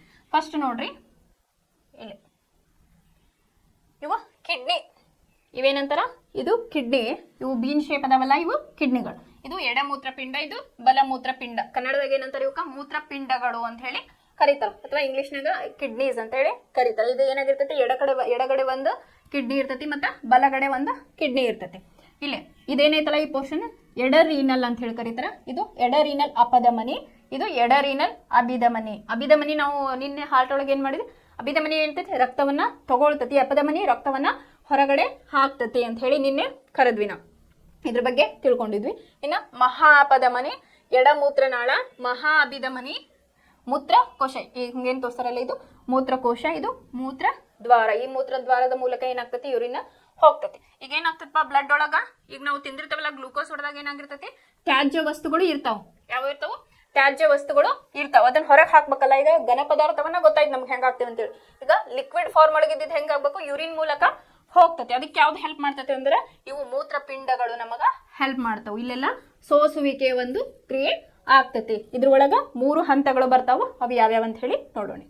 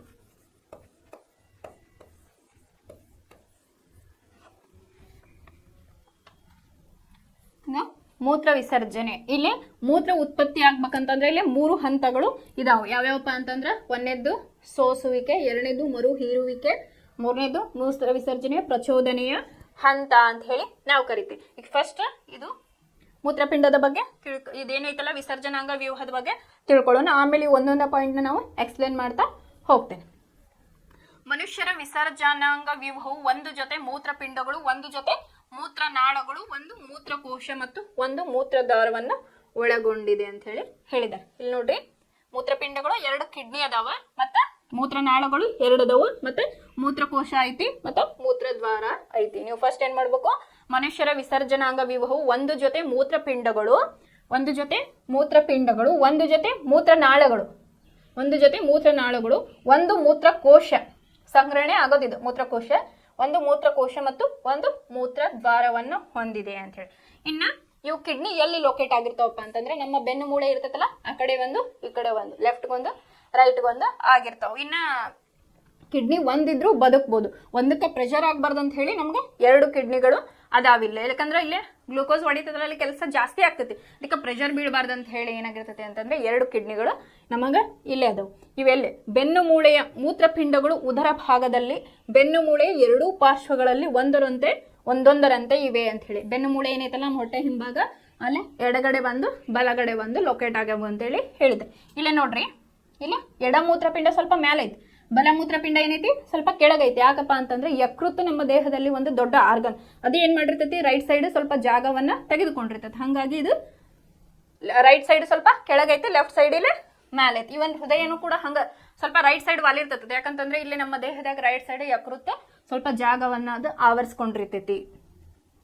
ಆಮೇಲೆ ಮೂತ್ರವು ಮೂತ್ರಪಿಂಡಗಳಲ್ಲಿ ಉತ್ಪತ್ತಿಯಾಗಿ ಮೂತ್ರನಾಳಗಳ ಮೂಲಕ ಹರಿದು ಮೂತ್ರದ್ವಾರದ ಮೂಲಕ ವಿಸರ್ಜನೆ ಆಗುವವರೆಗೆ ಮೂತ್ರಕೋಶದಲ್ಲಿ ಸಂಗ್ರಹವಾಗುತ್ತೆ. ಯೂರಿನಲ್ಲಿ ಎಲ್ಲಿ ಸಂಗ್ರಹವಾಗ್ತತಿ? ಕೋಶದಲ್ಲಿ ಇಲ್ಲೇ ಸಂಗ್ರಹವಾಗುತ್ತದೆ. ಮೂತ್ರವು ಮೂತ್ರಪಿಂಡಗಳಲ್ಲಿ ಉತ್ಪತ್ತಿಯಾಗಿ ಅಂತ ಹೇಳಿದೆ. ಮೂತ್ರ ಎಲ್ಲಾಗ್ತತಿ? ಕಿಡ್ನಿ ಒಳಗ ಉತ್ಪತ್ತಿಯಾಗಿ ಮೂತ್ರನಾಳಗಳ ಮೂಲಕ ಹರಿದು, ಇಲ್ಲೇನದಾವಲ್ಲ ಮೂತ್ರನಾಳ, ಸಣ್ಣ ಪೈಪ್ ಗತ್ಲೆ ಅದಾವಲ್ಲ, ಇದು ಎಡ ಮೂತ್ರನಾಳ, ಇದು ಬಲ ಮೂತ್ರ ನಾಳಗಳ ಮೂಲಕ ಹರಿದು, ಅಲ್ಲೇ ಒಂದು ಯೂರಿನರಿ ಬ್ಲಾಡರ್ ಅಂತ ಹೇಳಿ ಕರಿತೇವೆ, ಅಲ್ಲೇ ಹರಿದು ಏನಾಗ್ತತಿ ಅಂತಂದ್ರೆ ಮೂತ್ರದ್ವಾರದ ಮೂಲಕ ವಿಸರ್ಜನೆಯಾಗುವವರೆಗೂ, ಮೂತ್ರದ್ವಾರದ ಮೂಲಕ ವಿಸರ್ಜನೆಯಾಗುವವರೆಗೂ ಇದು ಮೂತ್ರಕೋಶದ ಒಳಗ ಇಲ್ಲೇ ಇರ್ತದೆ. ಈಗ ಯೂರಿನ್ ಹೆಂಗಿರ್ತದಪ್ಪ ಮನುಷ್ಯನಲ್ಲಿ ಅಂತಂದ್ರೆ ಅವಂದು ಸರ್ಟೆನ್ ತಡ್ಕೊಳ್ಳೋದೊಂದು ಶಕ್ತಿ ಐತಿ, ಅಲ್ಲಿ ಮಟ ಅದು ತಡ್ಕೋತತಿ. ಆಮೇಲೆ ಏನಾಗ್ತದಪ್ಪ ಅಂತಂದ್ರೆ ಹೊರಗಡೆ ಹೋಗ್ತತಿ. ಇದು ಏನೋ ಯಾವ್ಯಾವ ಪಾರ್ಟ್ಸ್ ಬರ್ತಾವು, ಎಲ್ಲೆಲ್ಲಿ ಲೊಕೇಟ್ ಆಗಿರ್ತೈತಿ, ಮೂತ್ರ ಹೆಂಗಲ್ಲೇ ಶೇಖರಣೆ ಆಗ್ತತಿ ಅಂತ ಹೇಳಿ ನಾವು ನೋಡಿದ್ವಿ. ಇನ್ನು ಮೂತ್ರ ಹೆಂಗ ಉತ್ಪತ್ತಿ ಆಗ್ತತಿ ಅಂತ ಹೇಳಿ ನಾವಿಲ್ಲಿ ತಿಳ್ಕೊಳ್ಳೋಣ. ರಕ್ತದಿಂದ ತ್ಯಾಜ್ಯ ವಸ್ತುಗಳು ಸೋಸಿ ಹೊರತೆಗೆಯುವುದು ಮೂತ್ರ ತಯಾರಿಕೆಯ ಉದ್ದೇಶವಾಗಿದೆ. ನಾ ಏನು ಹೇಳಿದೆ ಇಲ್ಲೇ ಫಸ್ಟ್ನೇದು ಸೋಸುವಿಕೆ ಅಂತ ಹೇಳಿ ಫಸ್ಟ್ ಹಂತ ಹೇಳಿದೆ. ಇಲ್ಲೇನಾಗ್ತತಿ, ರಕ್ತದಿಂದ ತ್ಯಾಜ್ಯ ವಸ್ತುಗಳನ್ನು ಸೋಸಿ ಹೊರತೆಗೆಯುವುದು ಮೂತ್ರ ತಯಾರಿಕೆಯ ಉದ್ದೇಶ ಆಗಿದೆ. ಈ ರಕ್ತದೊಳಗೆ ಏನಾಗಿರ್ತೈತಿ, ಎಲ್ಲ ತ್ಯಾಜ್ಯ ವಸ್ತುಗಳು ಇರ್ತಾವು, ಚಲೋವು ಇರ್ತಾವ. ಈಗ ಏನ್ ಮಾಡ್ಬೇಕು, ತ್ಯಾಜ್ಯ ವಸ್ತುವನ್ನ ಸೋಸ್ಬೇಕು, ಸೋಸಿ ಅದನ್ನ ಹೊರಗೆ ಹಾಕ್ಬೇಕಲ್ಲ, ಅದಕ್ಕೆ ಸೋಸುವಿಕೆ ಕ್ರಿಯೆ ಅಂತ ಹೇಳ್ತಾರೆ. ಇದ್ರದ ಮೇನ್ ಉದ್ದೇಶ ಏನಂತಂದ್ರೆ ತ್ಯಾಜ್ಯ ವಸ್ತುಗಳನ್ನು ಹೊರತೆಗೆಯುವುದು, ಸೋಸಿ ಹೊರತೆಗೆಯುವುದು. ಶ್ವಾಸಕೋಶಗಳಲ್ಲಿನ ರಕ್ತದಿಂದ ಕಾರ್ಬನ್ ಡೈಆಕ್ಸೈಡ್ ಅನ್ನು ತೆಗೆದು ಹಾಕುವಂತೆ ಮೂತ್ರಪಿಂಡಗಳಲ್ಲಿ ರಕ್ತದಿಂದ ಯೂರಿಯಾ ಅಥವಾ ಯೂರಿಕ್ ಆಮ್ಲಗಳಂತ ನೈಟ್ರೋಜನ್ ಯುಕ್ತ ತ್ಯಾಜ್ಯಗಳನ್ನು ತೆಗೆದು ಹಾಕಲಾಗುತ್ತದೆ. ಇಲ್ಲೇ ಶ್ವಾಸಕೋಶದೊಳಗೆ ಏನಾಗಿರ್ತೈತಿ, ಈ ರಕ್ತದಿಂದ ಕಾರ್ಬನ್ ಡೈಆಕ್ಸೈಡ್ ಅನ್ನು ತೆಗೆದು ಹಾಕುವಂತೆ. ಈ ಕಾರ್ಬನ್ ಡೈಆಕ್ಸೈಡ್ ಏನು, ಒಂದು ತ್ಯಾಜ್ಯ ವಸ್ತು. ಇನ್ನೇ ಏನಾಗಿರ್ತೈತಿ, ಯೂರಿಯಾ ಅಥವಾ ಯೂರಿಕ್ ಆಮ್ಲಗಳಂತ ನೈಟ್ರೋಜಿನಸ್ ವೇಸ್ಟ್ ಏನಿರ್ತೈತಲ್ಲ ಅದನ್ನ ಹೊರಗಡೆ ಹಾಕಬೇಕು, ಅದನ್ನು ತೆಗೆದು ಹಾಕಲಾಗುತ್ತದೆ. ಮೂತ್ರಪಿಂಡಗಳಲ್ಲಿರುವ ಮೂಲಭೂತ ಸೋಸುವ ಘಟಕಗಳೆಂದರೆ ಶ್ವಾಸಕೋಶಗಳಲ್ಲಿರುವಂತಹ ಅತ್ಯಂತ ತೆಳುವಾದ ಭಿತ್ತಿಯನ್ನು ಲೋಮನಾಳಗಳು ಗುಂಪು ಎಂದು ಕರೆಯುತ್ತೇವೆ ಅಂತ ಹೇಳಿ. ಈಗ ಹೃದಯದೊಳಗೆ ನಾವು ಇದು ಲೋಮನಾಳಗಳು ಅಂತ ಹೇಳಿ ಹೇಳಿದ್ನಲ್ಲ, ಈಗ ರಕ್ತನಾಳಗಳು ಅದಕ್ಕಿಂತ ಸಣ್ಣ ಇರ್ತಾವೆ, ಸಣ್ಣ ರಕ್ತನ ಪೈಪ್ ಗತ್ಲೆ ಇರ್ತಾವಲ್ಲ, ಅಲ್ಲಿ ಕೂಡ ಏನಾಗಿರ್ತಾವಪ್ಪ ಅಂತಂದ್ರೆ ರಕ್ತನಾಳಗಳು ಇರ್ತಾವು. ಅತ್ಯಂತ ತೆಳುವಾದ ಭಿತ್ತಿಯನ್ನು ಹೊಂದಿರುವ ಲೋಮನಾಳಗಳು ಎಂದು ಕರೆಯುವರು. ಮೂತ್ರಪಿಂಡದಲ್ಲಿರುವ ಪ್ರತಿಯೊಂದು ಲೋಮನಾಳಗಳ ಗುಂಪು ಸೋಸಲ್ಪಟ್ಟ ದ್ರವವನ್ನು ಸಂಗ್ರಹಿಸುವ ಬಟ್ಟಲಿನ ಆಕಾರದ ತುದಿ ಇರುವ ಒಂದು ನಾಳದ ಸಂಪರ್ಕದಲ್ಲಿರುತ್ತದೆ. ಇಲ್ಲೇ ಬಟ್ಟಲಿನ ಆಕಾರದ ಒಂದು ಆಯ್ತಲ್ಲ, ಇದಕ್ಕೆ ಮೂತ್ರಕೋಶ ಅಂತ ಹೇಳಿ, ಅಲ್ಲಿ ಅದೇನಾಗ್ತತಿ, ಶೇಖರಿಸ್ತತಿ. ಇಲ್ಲಿ ಪ್ರತಿಯೊಂದು ಮೂತ್ರಪಿಂಡವು ನೆಫ್ರಾನ್ಗಳೆಂದು ಕರೆಯಲ್ಪಡುವ ಒತ್ತೊತ್ತಾಗಿ ಜೋಡಿಸಲ್ಪಟ್ಟ ಈ ಸೋಸುವ ಘಟಕಗಳನ್ನು ಭಾರಿ ಸಂಖ್ಯೆಯಲ್ಲಿ ಹೊಂದಿದೆ. ಏನಾಗಿರ್ತತಿ, ಮೂತ್ರಪಿಂಡಗಳು ನೆಫ್ರಾನ್ ಅಂತ ಹೇಳಿ ಒಂದು ರಚನೆಗಳು ಇರ್ತಾವೆ, ಅಲ್ಲೇನಾಗ್ತತಿ, ಮೂತ್ರ ಶೇಖರಣೆ ಆಗ್ತತಿ ಅಂತ ಹೇಳಿ. ಪ್ರಾರಂಭಿಕ ಹಂತದ ಸೋಸುವಿಕೆಯಲ್ಲಿ ಶೋಧಿಸಲ್ಪಟ್ಟ ಗ್ಲೂಕೋಸ್, ಅಮೈನೋ ಆಮ್ಲ, ಲವಣಗಳು ಮತ್ತು ಹೆಚ್ಚಿನ ಪ್ರಮಾಣದ ನೀರಿನಂತ ಆಯ್ದ ಕೆಲವು ವಸ್ತುಗಳು ಮೂತ್ರವು ನಾಳದಲ್ಲಿ ಮುಂದೆ ಹರಿದಂತೆ ಪುನಃ ಹೀರಲ್ಪಡುತ್ತದೆ ಅಂತ ಹೇಳಿದ್ದಾರೆ. ಈಗ ನಾವು ಬ್ಲಡ್ ಒಳಗೆ ಏನಾಗಿರ್ತದಪ್ಪ ಅಂತಂದ್ರೆ ಈ ಸೋಸುವಿಕೆ ಒಳಗೆ ಗ್ಲೂಕೋಸ್, ಅಮೈನೋ ಆಮ್ಲ ಮತ್ತು ಲವಣಗಳು ಮತ್ತು ನೀರಿನಂಥ ನೀರಿನಂತ ಆಯ್ದ ಕೆಲವು ವಸ್ತುಗಳು ಮೂತ್ರವು ನಾಳದಲ್ಲಿ ಮುಂದೆ ಹರಿಯದಂತೆ ಅದು ಪುನಃ ಹೀರ್ಕೋತತೆ. ಅದಕ್ಕೇನಂತಂದ್ರೆ ಇಲ್ಲಿ ಮರು ಹೀರಿಕೆ ಅಂತ ಹೇಳಿ ನಾನು ಹೇಳಿದೆ. ಇಲ್ಲ ಆಮೇಲೆ ಮರು ಹೀರಿಕೆಯಾಗುವ ನೀರಿನ ಪ್ರಮಾಣವು ದೇಹದಲ್ಲಿ ನೀರು ಎಷ್ಟು ಅಧಿಕವಾಗಿದೆ ಮತ್ತು ಎಷ್ಟು ಪ್ರಮಾಣದ ಕರಗಿದ ತ್ಯಾಜ್ಯಗಳನ್ನು ವಿಸರ್ಜಿಸಬೇಕಾಗುತ್ತದೆ ಎಂದು ಆಧರಿಸಿದೆ. ಈಗ ಹೊರಗೆ ಹಾಕ್ಬೇಕಲ್ಲ ನಾವು ವೇಸ್ಟ್ನ, ಅದೇನಾಗೈತಿ ಮರು ಹೀರಿಕೆ ಏನಾಗಿರ್ತೈತಲ್ಲ, ನೀರಿನ ಪ್ರಮಾಣವು ದೇಹದಲ್ಲಿ ಎಷ್ಟು ಅಧಿಕವಾಗಿದೆ, ಎಷ್ಟು ಪ್ರಮಾಣದ ಕರಗಿದ ತ್ಯಾಜ್ಯಗಳನ್ನು ವಿಸರ್ಜಿಸಬೇಕಾಗುತ್ತದೆ ಅಂತ ಹೇಳಿ ಅದ್ರ ಮೇಲೆ ಅದು ಡಿಪೆಂಡ್ ಆಗಿರ್ತೈತಿ. ಪ್ರತಿಯೊಂದು ಮೂತ್ರಪಿಂಡದಲ್ಲಿ ಉತ್ಪತ್ತಿಯಾದ ಮೂತ್ರವು ಅಂತಿಮವಾಗಿ ಮೂತ್ರಪಿಂಡಗಳನ್ನು ಮೂತ್ರಕೋಶಕ್ಕೆ ಸಂಪರ್ಕಿಸುವ ಮೂತ್ರನಾಳಗಳ ಎಂಬ ಉದ್ದನೆಯ ನಾಳವನ್ನು ಪ್ರವೇಶಿಸುತ್ತದೆ. ಅದೇನಾಗ್ತತಿ, ಯುರಿನ್ ಏನ್ ಸಿಕ್ರೆಟ್ ಆಗಿರ್ತದಲ್ಲ ಮೂತ್ರನಾಳಗಳ ಮೂಲಕ ಅದು ಬರ್ತೈತಿ ಅಂತ ಹೇಳಿದ್ರು. ಮೂತ್ರನಾಳಗಳು ಅಂದ್ರೆ ಇವು ಪೈಪ್ ಲೈಕ್ ಸ್ಟ್ರಕ್ಚರ್ಸ್ ಅದಾವಲ್ಲ ತೆಳ್ಳಗ, ಇವು. ಹಿಗ್ಗಿದ ಮೂತ್ರಕೋಶ ಒತ್ತಡವು ಮೂತ್ರವನ್ನು ಮೂತ್ರದಾರದ ಮೂಲಕ ಹೊರಹಾಕಲು ಪ್ರೇರೇಪಿಸುವಾಗ ಮೂತ್ರವು ಮೂತ್ರಕೋಶದಲ್ಲಿ ಸಂಗ್ರಹವಾಗುತ್ತದೆ. ಅಂದ್ರೆ ನಾ ಹೇಳ ಒಂದು ಸರ್ಟೈನ್ ತಡ್ಕೊಳ್ಳೋ ಶಕ್ತಿ ಐತಿ ಮನುಷ್ಯರಿಗೆ, ಅಲ್ಲಿ ಮಟ್ಟ ಅದೇನಾಗ್ತತಿ ಮೂತ್ರ ಇಲ್ಲೇನೈತಲ್ಲ ಮೂತ್ರಕೋಶದೊಳಗಲ್ಲೇ ಸಂಗ್ರಹಣೆ ಆಗ್ತತಿ. ಸಂಗ್ರಹಣೆ ಆಗಿ ಆಮೇಲೆ ಒತ್ತಡ ಹೆಚ್ಚಾದಾಗ ಅದು ಹೊರ ಹಾಕಲ್ಪಡುತ್ತದೆ ಅಂತ ಹೇಳಿ ಹೇಳಿದ. ನಾವು ಈ ಮೊದಲೇ ಚರ್ಚಿಸಿರುವಂತೆ ಮೂತ್ರಕೋಶವು ಸ್ನಾಯುವಿನಿಂದಾದ ಅಂಗವಾಗಿರುವುದರಿಂದ ಇದು ನರವ್ಯೂಹದ ನಿಯಂತ್ರಣಕ್ಕೆ ಒಳಪಟ್ಟಿದೆ ಅಂತ ಹೇಳಿ, ಇದು ನರವ್ಯೂಹಕ್ಕೆ ಸಂಬಂಧಪಟ್ಟೈತಿ ಅಂತ ಹೇಳಿ. ಇದರ ಪರಿಣಾಮವಾಗಿ ನಾವು ಮೂತ್ರ ವಿಸರ್ಜಿಸಬೇಕೆಂಬ ಪ್ರಚೋದನೆಯನ್ನು ಸಾಮಾನ್ಯವಾಗಿ ನಿಯಂತ್ರಿಸಬಹುದು. ಈಗ ನಮಗೊಂದು ಏನಪ್ಪ ಏನಾತಂದ್ರೆ ಹೆಂಗೆ ಗೊತ್ತಾಗ್ತತಿ, ನಮ್ಮ ಬ್ರೈನ್ ಅದಕ್ಕೆ ಹೇಳ್ತೈತಿ ನನಗೆ ನೋವಾಗೈತಿ ಅಂತ ಹೇಳಿ. ಆ ಥರ ಇಲ್ಲೇ ಏನಾಗೈತಿ, ಇದು ನರವ್ಯೂಹದ ನಿಯಂತ್ರಣಕ್ಕೆ ಇದು ಒಳಪಟ್ಟೈತಿ ಅಂತ ಹೇಳಿ. ಈಗ ಮೂತ್ರ ಬಂದಾಗ ನಮಗೆ ಗೊತ್ತಾಗ್ತದೆ ಹೋಗ್ಬೇಕಂತ ಹೇಳಿ. ಅದನ್ನೇನ್ ಮಾಡ್ತಪ್ಪ ಅಂದ್ರೆ ನೆಫ್ರಾನ್ ಅಂತ ಏನ್ ಕರಿತವಲ್ಲ ಅದು ಇಲ್ಲಿ ಮಾಡ್ತೈತೆ ಅದ್ರ ಕೆಲಸವನ್ನ. ಇಲ್ಲೇ ನೆಫ್ರಾನಿನ ರಚನೆ ಅಂತ ಹೇಳಿ ಕೊಟ್ಟಿದ್ದಾರೆ ನೋಡ್ರಿ. ಇಲ್ಲೇನಾಗೈತಿ, ಇದು ಸಂಗ್ರಾಹಕ ನಾಳ, ಇದು ಕೊಳವೆ ಆಕಾರದ ಭಾಗ, ನೆಫ್ರಾನ್ನ ಕೊಳವೆ ಆಕಾರದ ಭಾಗ. ಇದು ಗ್ಲಾಮುರಲಸ್ ಅಂತ ಕರೀತಾರ. ಇದು ಬೌಮನ್ನನ ಕೋಶ, ರೀನಲ್ ಅಪಧಮನಿಯ ಕವಲು, ರೀನಲ್ ಅಪಧಮನಿ, ಆಮೇಲೆ ರೀನಲ್ ಅಭಿಧಮನಿ ಕವಲು, ಲೋಮನಾಳಗಳು ಅಂತಂದ್ರೆ ಸಣ್ಣ ಸಣ್ಣ ರಕ್ತನಾಳಗಳು, ಇವು ಕೂಡ ಇಲ್ಲೇ ನಿಮಗೆ ಐತಿ.